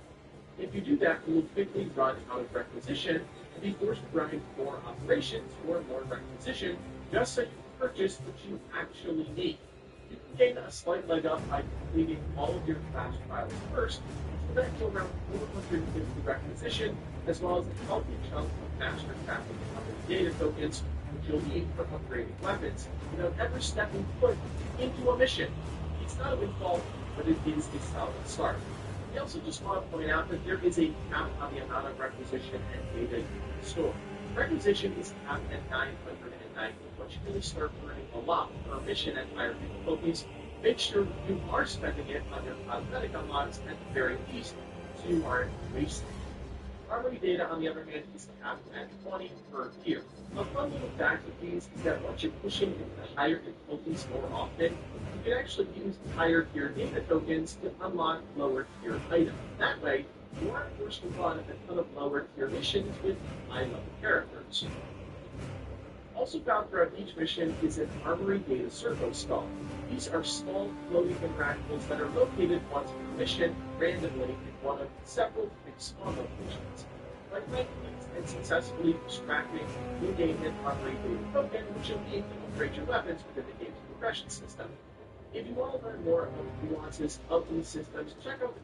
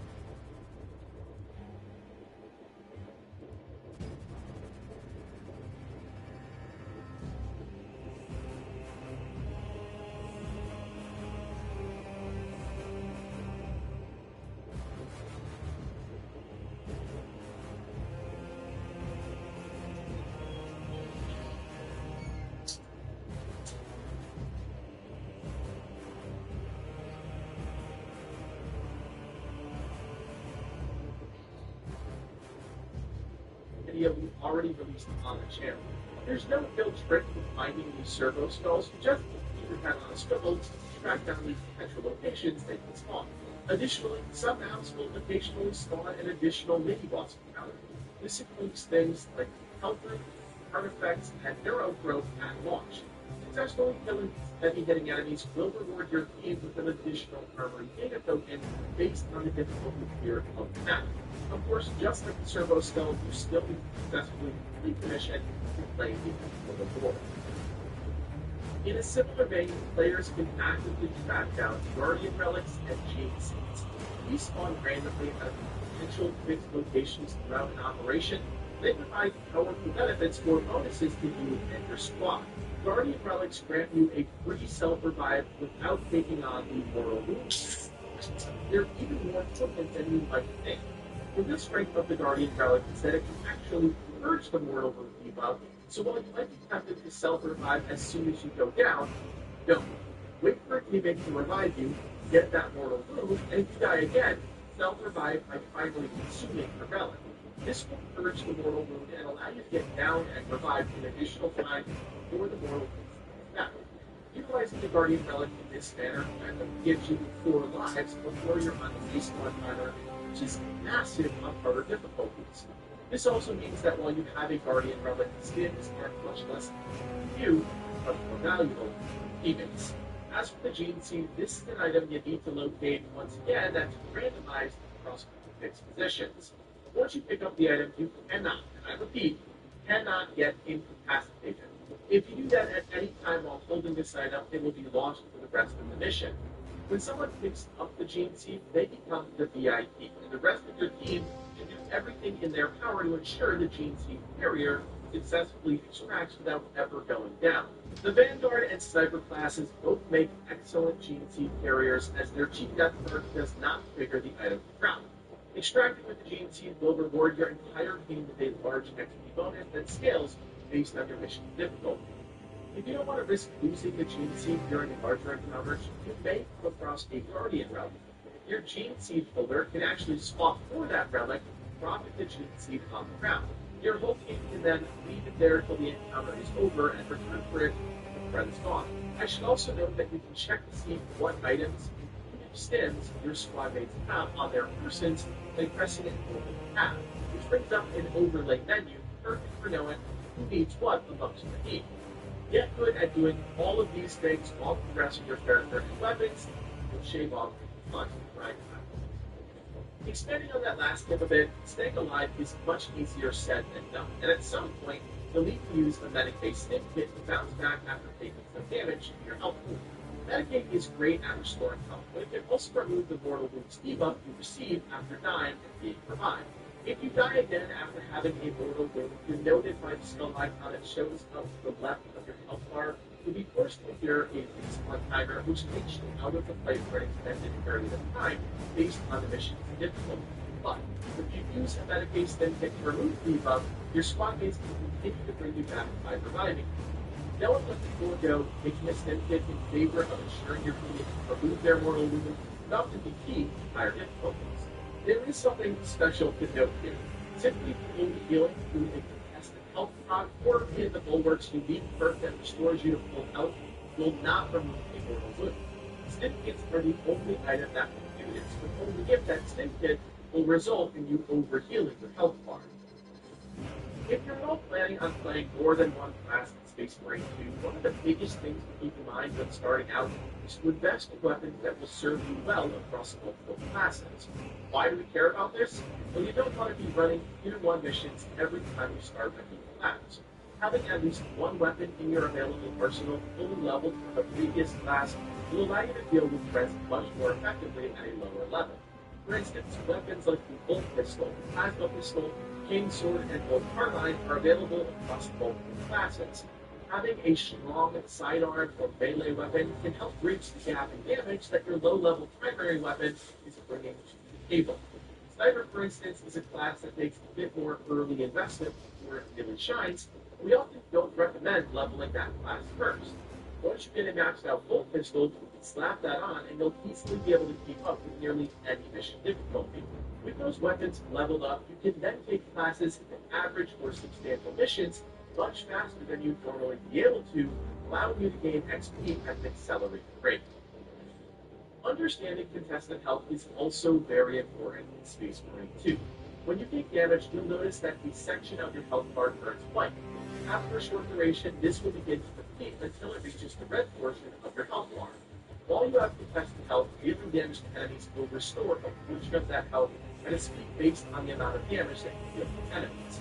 For instance, using a bolt pistol on a few low-tier enemies one at a time will only return back a small portion of the health, while using something like a melt-the-gun to rapidly eliminate several low-tier enemies at once will refund substantially more.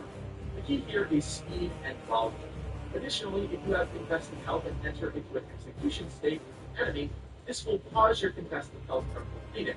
Upon finishing an execution, the entire contested health bar will replenish and is easily the best way, if available at the time, to keep yourself knocked off. If you're playing through the game, you might think that Space Marine 2 skims on the ammo and the armor boosts, but the truth is, you just need to know where to look. Throughout each campaign mission and operation, in randomized locations are piles of few toxins. By simply dodging into them, you'll break them open and you can reap the rewards inside. These supply crates most commonly have ammo and armor boosts inside, restoring depleted armor and pushing your total armor nodes to 4, regardless of your effects. But they also contain small medic bay kits and grenades. The tricky thing is really finding these boxes, as they often blend in with the environment or are tucked away around corners, so keep your eyes peeled and scoop up the goods. Throughout each operation, you'll run across a loadout terminal. This will let you change your gear out to other predetermined weapon options that you crafted before you run. But more importantly, these loadout terminals can be used to fully restock your ammunition. All you have to do is simply interact with the loadout terminal and select the loadout you're currently using. Voila! Full mags all around. You just don't get any equipment. But hey, it's already pretty shaky, so let's not push our luck. One thing you might have missed early on is how to identify and avoid toxic miasma. The common tactic amongst Tyranids is to shoot or deploy venom traps on the battlefield. These look like green brambles, and the longer you're exposed to them, the quicker this bar will fill up in the middle of your screen. And the radius of this effect actually extends a bit beyond their visual indicator. If you're exposed to enough toxin filling the bar, your entire screen will blur and bright colors will invade the screen, making it really challenging to fight the enemy and see additional venom traps. The key here is simple. You can shoot at the node in the center of the bramble to remove the threat entirely.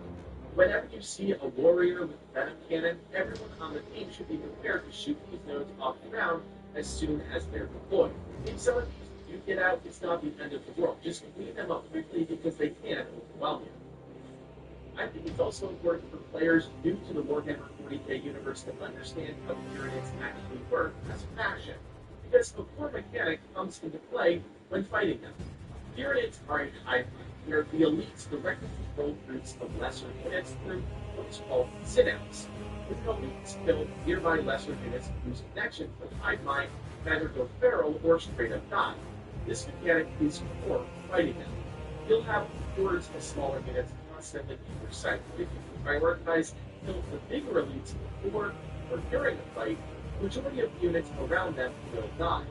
In practice, this will save you of ammo, armor, health, and time, which could be crucial in a fight where massive waves are constantly assaulted. I also want to take a moment to talk about some helpful tips to elevate your overall combat experience. You've seen a lot of early comments with misconceptions with the overall gameplay loop, saying things like, there simply isn't enough ammo, as we're watching them purely spam their primary weapon, or saying things like, melee feels really weak, as they try to aimlessly swing toward enemies, only for them to quickly lose their armor and health. Your survival in Space Marine 2 really hinges around mastering the parry and dodge system. For those of you that aren't aware of this feature yet, enemies will sometimes develop rapid attacks with a large blue direction indicator. Successfully blocking this attack will allow you to follow up with a gun strike, an attack that actually doesn't consume any secondary ammunition, denoted by a red reticle mark on the enemy. Gun strike can be performed regardless of your ammo situation, and in combination with perks, can trigger some powerful chain reactions. These counters will not only restore an ammo fix, but the attack will often stagger all enemies around the target. You'll deal significant damage to an elite in this manner, and more often than not, you'll straight up kill the lesser enemy. You can even force a gun strike situation on lesser enemies by parrying or executing a sprint attack. This will apply the reticle control back in more hands. Speed telegraphs aren't the only attacks you can counter or quickly dodge either.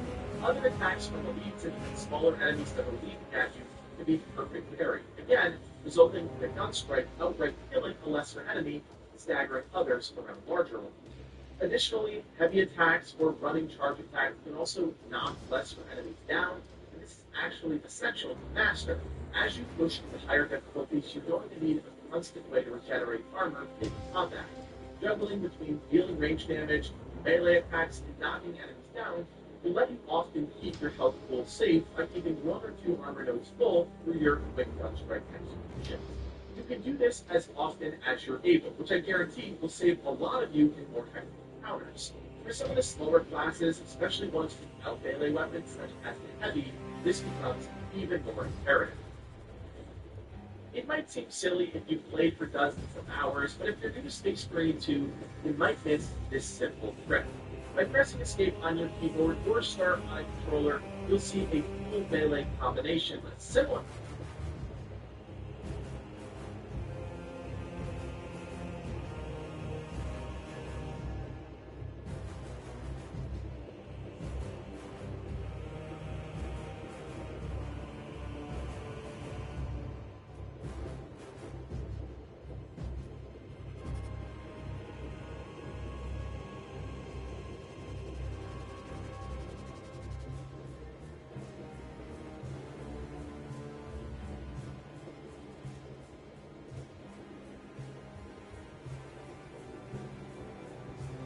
Yeah, so Pyromancer made a video.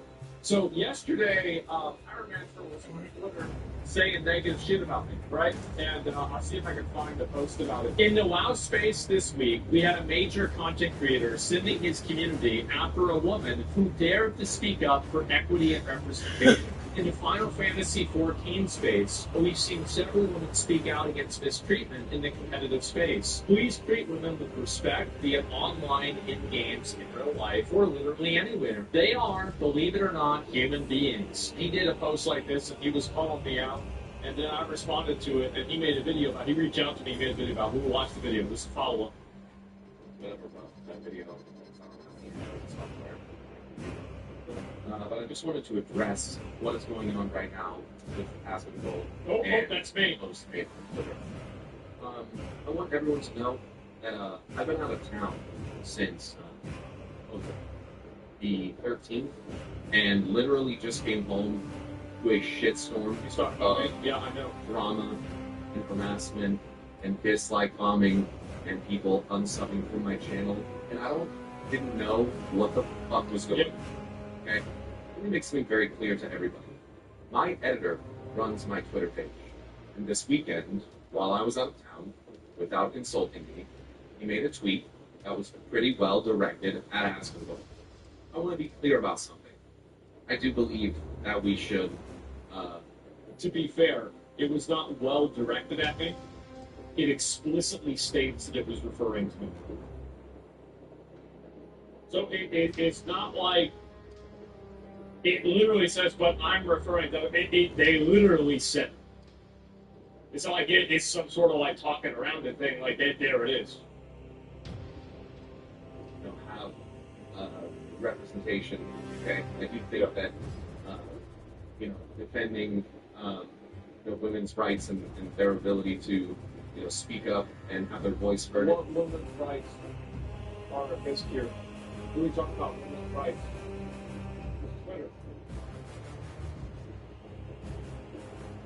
Talking about it's for things that I believe in. I believe that everyone should have their voice. Yeah. Okay. Of course. But I'm not going to be made into the scapegoat poster boy of other people's politics, and that goes for my editor. That goes for Aspen Gold. Yeah. I'm extremely frustrated because I am essentially right now dealing with fallout of something that I didn't do, and that's extremely frustrating. I opened my YouTube channel to my most recent. You gave them the ability to use Twitter, and you did do it, right? It's not like you didn't do it. It's just that you didn't do it directly. Like, I understand, and by the way, I'm totally willing to, I'm not mad at Pyro anymore. He said, he did it. That's my. I'm totally behind me and saying like, bygone, right? You said you didn't do it right, but like, that's it. It's the video. Yeah. And there were comments saying things like, "You need a girl ASAP, bro." Things like, People say, I did, like, what's saying that back then? Like, if you look at, for example, like, this fucking, like, look, see, but this is on the 15th, like, this is from, what time is it? 1 a.m. I hadn't even been streaming, but people already typed in this. Obviously, with me, it's going to be different. Yeah, for sure. Like, I'm not even trying to play it. Boy, don't act like it's 100%. if this is what Pyromancer looks like from siding with the water mages. I don't really know what people's deal is.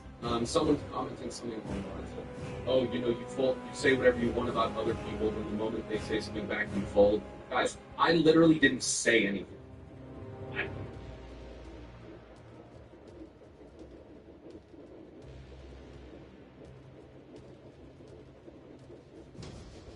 Three Best Actor Oscars across 3 different decades, a handful of the most iconic performances ever seen on screen, and the honor of the night.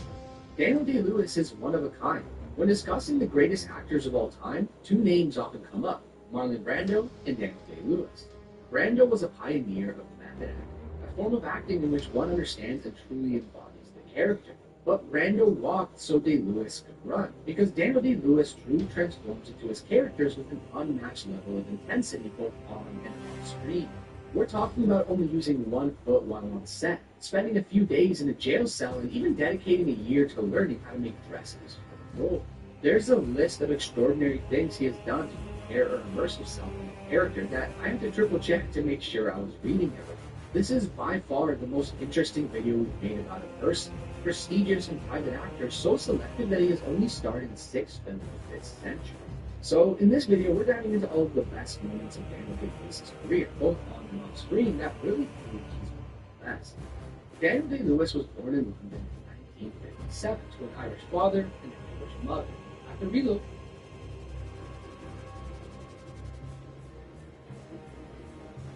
And just moments ago, the FBI, Secret Service, and other officials gave a major update on the second assassination attempt on Donald Trump's life.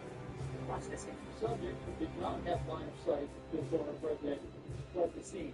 He did not fire or yell any shots at target. And we see yesterday proves that the system can work. Suspect did need to get close to get running. And we have to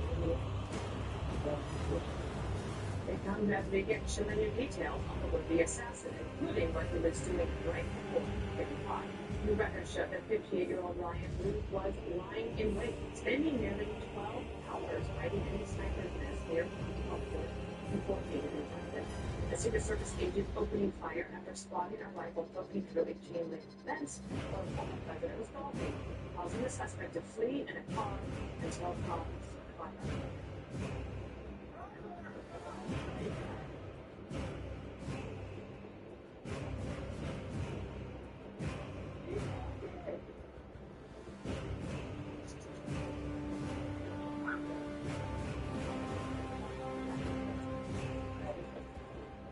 The Secret Service director also addressed the concern that his agency needs more resources. We also have a necessary need to make sure we're getting the personnel that we can. And that requires us to be able to have the funding to be able to hire more people. You can't just give me money and say, hey, we're going to make sure that everybody gets overtime. Because the men and women of the Secret Service right now, we are red lights. And they are rising to this moment, and they are meeting the challenges right now. All right, Judge, see us through your thoughts. Well, this is the second assassination attempt in 2 months, and you're only lucky so many times. Now, the Secret Service, you may recall, told us that the protection of Donald Trump was upgraded after we received the Iranian intelligence of the threat against him based on the takedown of Soleimani as well as Abu Bakr al-Baghdadi. And but what we saw in Butler was a fiasco done by the Secret Service as well as incompetence and reliance by the Secret Service. Although I would point out that we still have not the final report on this. But yesterday, thank God, that there was one Secret Service agent who was able to see the barrel of that rifle coming through a gated fence and was able to shoot. And God bless him for the fact that he had the ability to see and stop that. But I also want to be clear that I don't know that the attempted assassin would have been caught but for a civilian to patrol of the car and not the plate number. This actually looks pretty amazing. So we get to our hardcore roll. Our stone is pretty nice. And after about 30 seconds of walking, I'm going to do it. The goal for today is to go the best things that I can and do everything I can to survive. I guess we can already see through our personality before it. It's good stuff doing it. Alright, we already have the wooden pickaxe. Let's step up to this people. Step up to stone tools. Nice. Oh, good. You look like you can do this. You dropped 5 iron, but didn't even know they dropped that giant field. Beautiful. For the villagers, right? Go for a piece of hardware or like go for shears. We already have a bed, I don't need shears. I'm already good on food right now. I guess I can go for cows for a minute. I would like to get enchanted as soon as possible. Looking around this area for iron right now. Oh, iron, nice. Looks like it's just 2, but I'll take the 2. Oh, this is tall enough. Barely. Oh, there's more. Oh, wow, there's a lot more. I guess I can keep the iron that I already have. We've already found a village, and we've already found a little bit of iron. There's more over here, which I think is really worth getting, but I'm not going to get anybody because I'm just desperate for iron. And if there's only one piece of iron, it's not required, good. I'm going to get an iron sword. Iron sword. We've got those cows down there. Let's get so much money. Alright, 16 leather. That's still not enough. Alright, I think we got enough. We'll order down. Let's make a boat. Sail across the ocean. I don't really want to head too far from spawn, so I don't get too far. I think I found a really good iron. I want to make some of these before I look on the snow. Like, I don't want to build a base in this crater here. Yeah, I think that might be what we're doing. We have a metaphor, that's cool. There's another one out there, which is actually really cool too. Not sure what we're going to do with these, but we can do something. Lots of gold, a couple of obsidian pieces, which is nice, and some boots, which I already have. I don't know what I want this village to look like. I might make it out of spruce because so doing this. Yeah, I think it looks okay. Maybe right here. Put that up with there or something. Here. It would look cool if they connected around the video. I could try to connect them with a fence gate. I really hope with a fence gate like that. Hopefully a perfect fence would cool. Now we're just going to start doing stuff on the side. So let's go over here right here. It'll be a fence and we'll be back here. No way. No. I was just minding my own business and I stumbled across another zombie spot. This is where I come out. This is where the other spawner is. And I literally turn right and it's right here. I thought it was the same one I found earlier, but it's a different one. Dude, okay. No, this is getting better. This is getting ridiculous. Are you kidding? Another zombie spawner? I think Swift might find another cave system and pick up another nice one. I'm going to assume that it's a iron thing. Well, that's a good find. This is exactly what I was looking for. I think I'm enough iron for now, though, so I'm going back. Alright, so now we have right over there. So let's see how far it is. Alright, so pretty much about as all the way there. Great. So, that's all the goal. Stuff that we can see. This is something absolutely fine. Alright, so I'm still getting areas up for a bit. And I'm really hoping this isn't going to work with anything. And this is like the time I've seen you guys here, but the villagers are going to make a whole lot of noise, so I want to do it. So I think I'm going to fill with this area over here. So I'm still going to have to lay out the base of the building. I want to eventually get every single villager. So I'm going to need a pretty big building house. Alright, so I put the walls from this place, and I built the front of the base. I'll start with some regular plain stone walls, and we're going to continue it all the way around on all 4 sides, lay out the walls, go here, now we can go into the walls, build them up like that. Now we can get some stairs maybe here. Alright, we're back at level 30 again, which means we can try to enchant another base. Potion 2. Okay, that's a lot better than no potion at all. So, okay, so I finished all of the stairs. Oh, finally, we got the good guys instead of the bad guys. I think this is the first wandering fitter I've seen in this whole playthrough. I'm gonna let you live for now. Oh, wait. Hold on. No, this isn't what I signed up for. Are you serious right now? Wait, I actually got that karma for killing the villager. Are you serious right now? Oh, he's thinking about me. Go, Llama, go. I've never seen a battle fight like this. Llama, are you gonna fire or what? So when I hurt you, you spit at me. But when he hurts you, you're just gonna sit. I think it's gonna hold mostly for now. So I'm gonna take this surface and make it kind of more gradual slope because right now it's too steep for me. Alright, so I planted this land over here, so now I can start planting my... In Minecraft, the farmland doesn't need water if you planted the seeds on it. The seeds will still grow even without water, and the farmland will not. Right, now that I have all of my wheat planted, I want to start working on some of my paths. So I'm going to start off with building the path completely out of stone. I'm actually going to start placing a little bit of elements here, so the sidewalk, the area. And I built an inner school over here right next to my farming path that goes all the way around my house. And I want to elevate it slightly, maybe, but I like one or two buildings. So now I can have a little bit more of the water surface around my house, line it up with some spruce wood, and that already looks a whole lot better in this area. So that path is going to wind up coming down here and splitting off into a direction. And I'm going to build a river around this area here with a bridge. These paths. I'm not too sure yet. And of course, I'm breeding my sheep whenever I can. I'm letting how things are progressing over here. We have the red, orange, and yellow sheep, but we don't have any green down there. And I don't have any catches. So I'm going to have to go further. I'm out trying to the desert right now. Like this stuff will across a jungle. And after we literally travel thousands of blocks, now they have access to cactus. And now that I finally have a cactus, so while I'm waiting for all my wheat to grow and my sheep to breed, I'm going to start carving out a river that runs through my house. So use these birch planks to mark out where I want the river to run.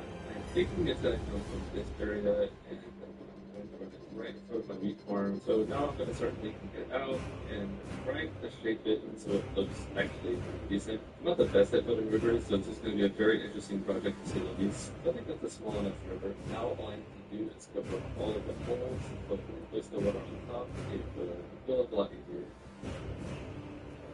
And there we go. This is where my bridge will be, and we'll need to decorate it a little later. And now we will move on to finishing off my path whenever it looks like a mess.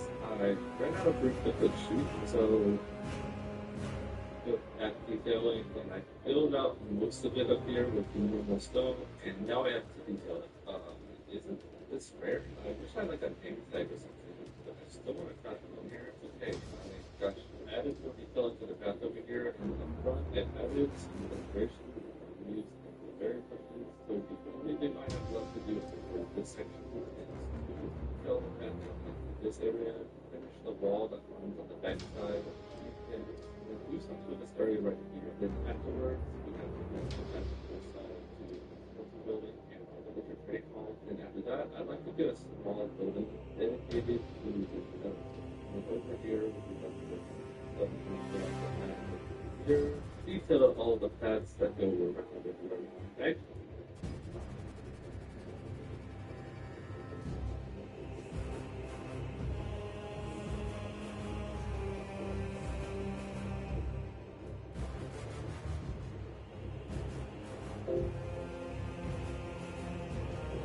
You know, there are some really, really good builders out there, but I'm the best. I'm the best of all. No. You know, sometimes when I build something, I will think, I'm embarrassed to admit this, but I'll build something sometime and look at it and think, I can't do better than this. This is the best thing I've ever built, and I can't do better. But it's always so refreshing to see somebody do something way better than you. Like, it's humbling, you know, but it's also exciting because if you're just at the top, you got nowhere else to go. So it's boring. But when you find other people that are way better than you, it gives you something to strive for here. I'm actually taking part, I believe, I'm pretty sure this is happening, taking part in my first build competition with the bakery server this weekend. Got to sleep soon. So he doesn't know this, I don't think, but Snorkel is a builder on the bakery server, and he's one of my favorite builders ever. One of the best the best at using color in Minecraft ever. It's a circle. It's a circle building with arched windows all the way around it, which is so difficult. I'm talking about what it's going to be, but now you guys probably want to see it. So let's start with the terrain. We got to get the terrain underneath this building worked out, and I'm still trying to find my way with terrain stuff. I'm getting there, finding things that I like looking at this terrain. Obviously on this back side, not good, but from the front, I'm fairly happy with it. But I'm still experimenting a lot. Experimenting against it.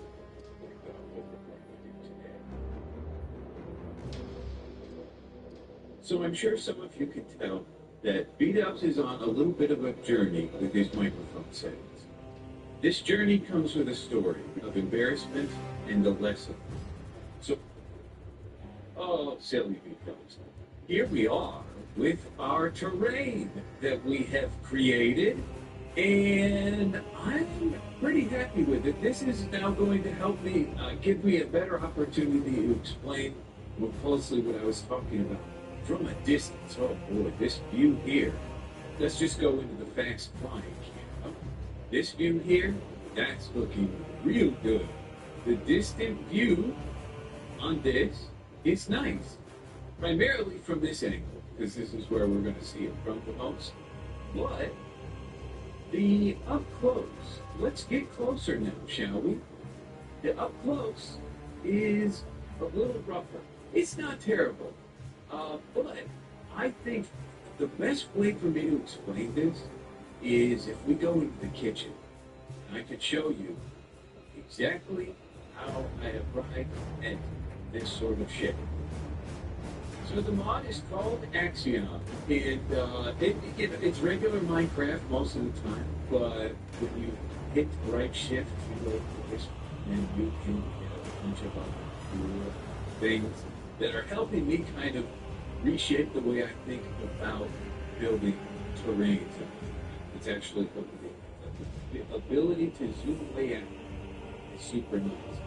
The way I made the terrain we built today is just for cylinders like this. So you can place a cylinder down and just give it a slight rotation like that, and it's already starting to create some cool cliffside shapes. But then it was just a matter of shrinking the size a little bit and then adding little bits here and there to make it look a little more interesting. There's other little tools like this melt brush and some other things that help smooth and well. But from this point, once I get a shape that I like, then I start coloring. So this is my primary, and then there's a blue noise cleaner brush in here. And then I can just kind of paint in textures and just kind of play with them, not get too crazy, and just try to dial in a nice balance.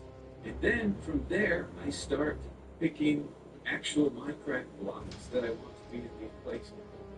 So I can set 2 blocks as in this pattern right here, and then just paint those on, see how they look. If I like it, then I can say, okay, now I want to cover this up with tons. And then I can just paint that there. This is a very rough example of what I was doing, but that's kind of how I was getting the colors that I was getting and the shapes that I was getting. But the step that's not so easy to explain is the by hand. You just see areas, once you do that, you see areas where no build looks great when it's just done purely by tools, I think. think every great build needs to have a lot of intricacy. You know, get it there and work by hand and try to make things look good. And this build, this terrain, actually needs more. It needs more by hand work. It's still a little bit of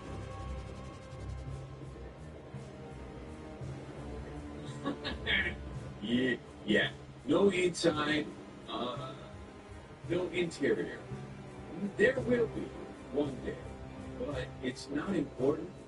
This is purely a backdrop. This arch thing, purely a backdrop. This is the moment you give yourself a break on. I usually try to give every building some sort of why. That's very important. But, this has no why. It's just the end. That's it. It doesn't need a why. I think it's awesome. And it'll just be a thing in the backdrop. And if we find a purpose for it, or if we want to move into it or something, perfectly fine, that's fine. But I will some specific angles here, what it looks like. See it peek through. There's a spot up in the village that specifically check out. Right up here. This is kind of, you know, the main village area that we started in, but yeah. This is also kind of a goal in this arch here, for any reason. I think this is actually a pretty sick angle as hello? Oh, right. This is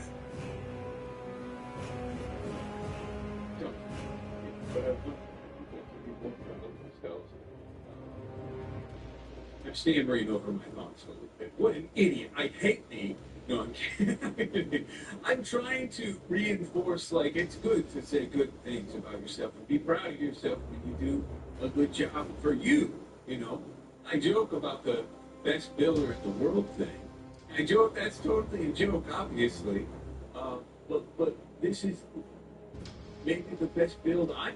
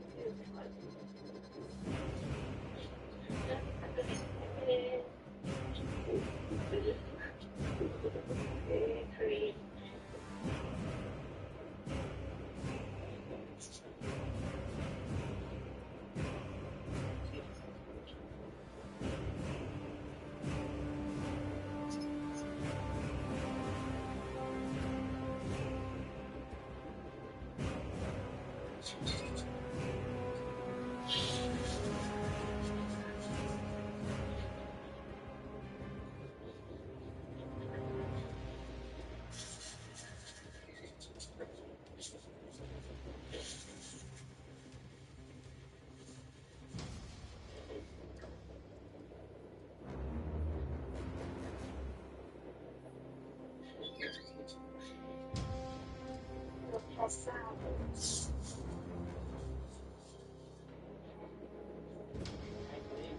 Great and what that you talked about. We're going to try a haircut, shave, wax, and face massage. Let's go. So today I'm going to face the and so before we begin, don't forget to subscribe to the channel to see videos in the future. And guys, remember to rate in the comments how many stars would you give to this video.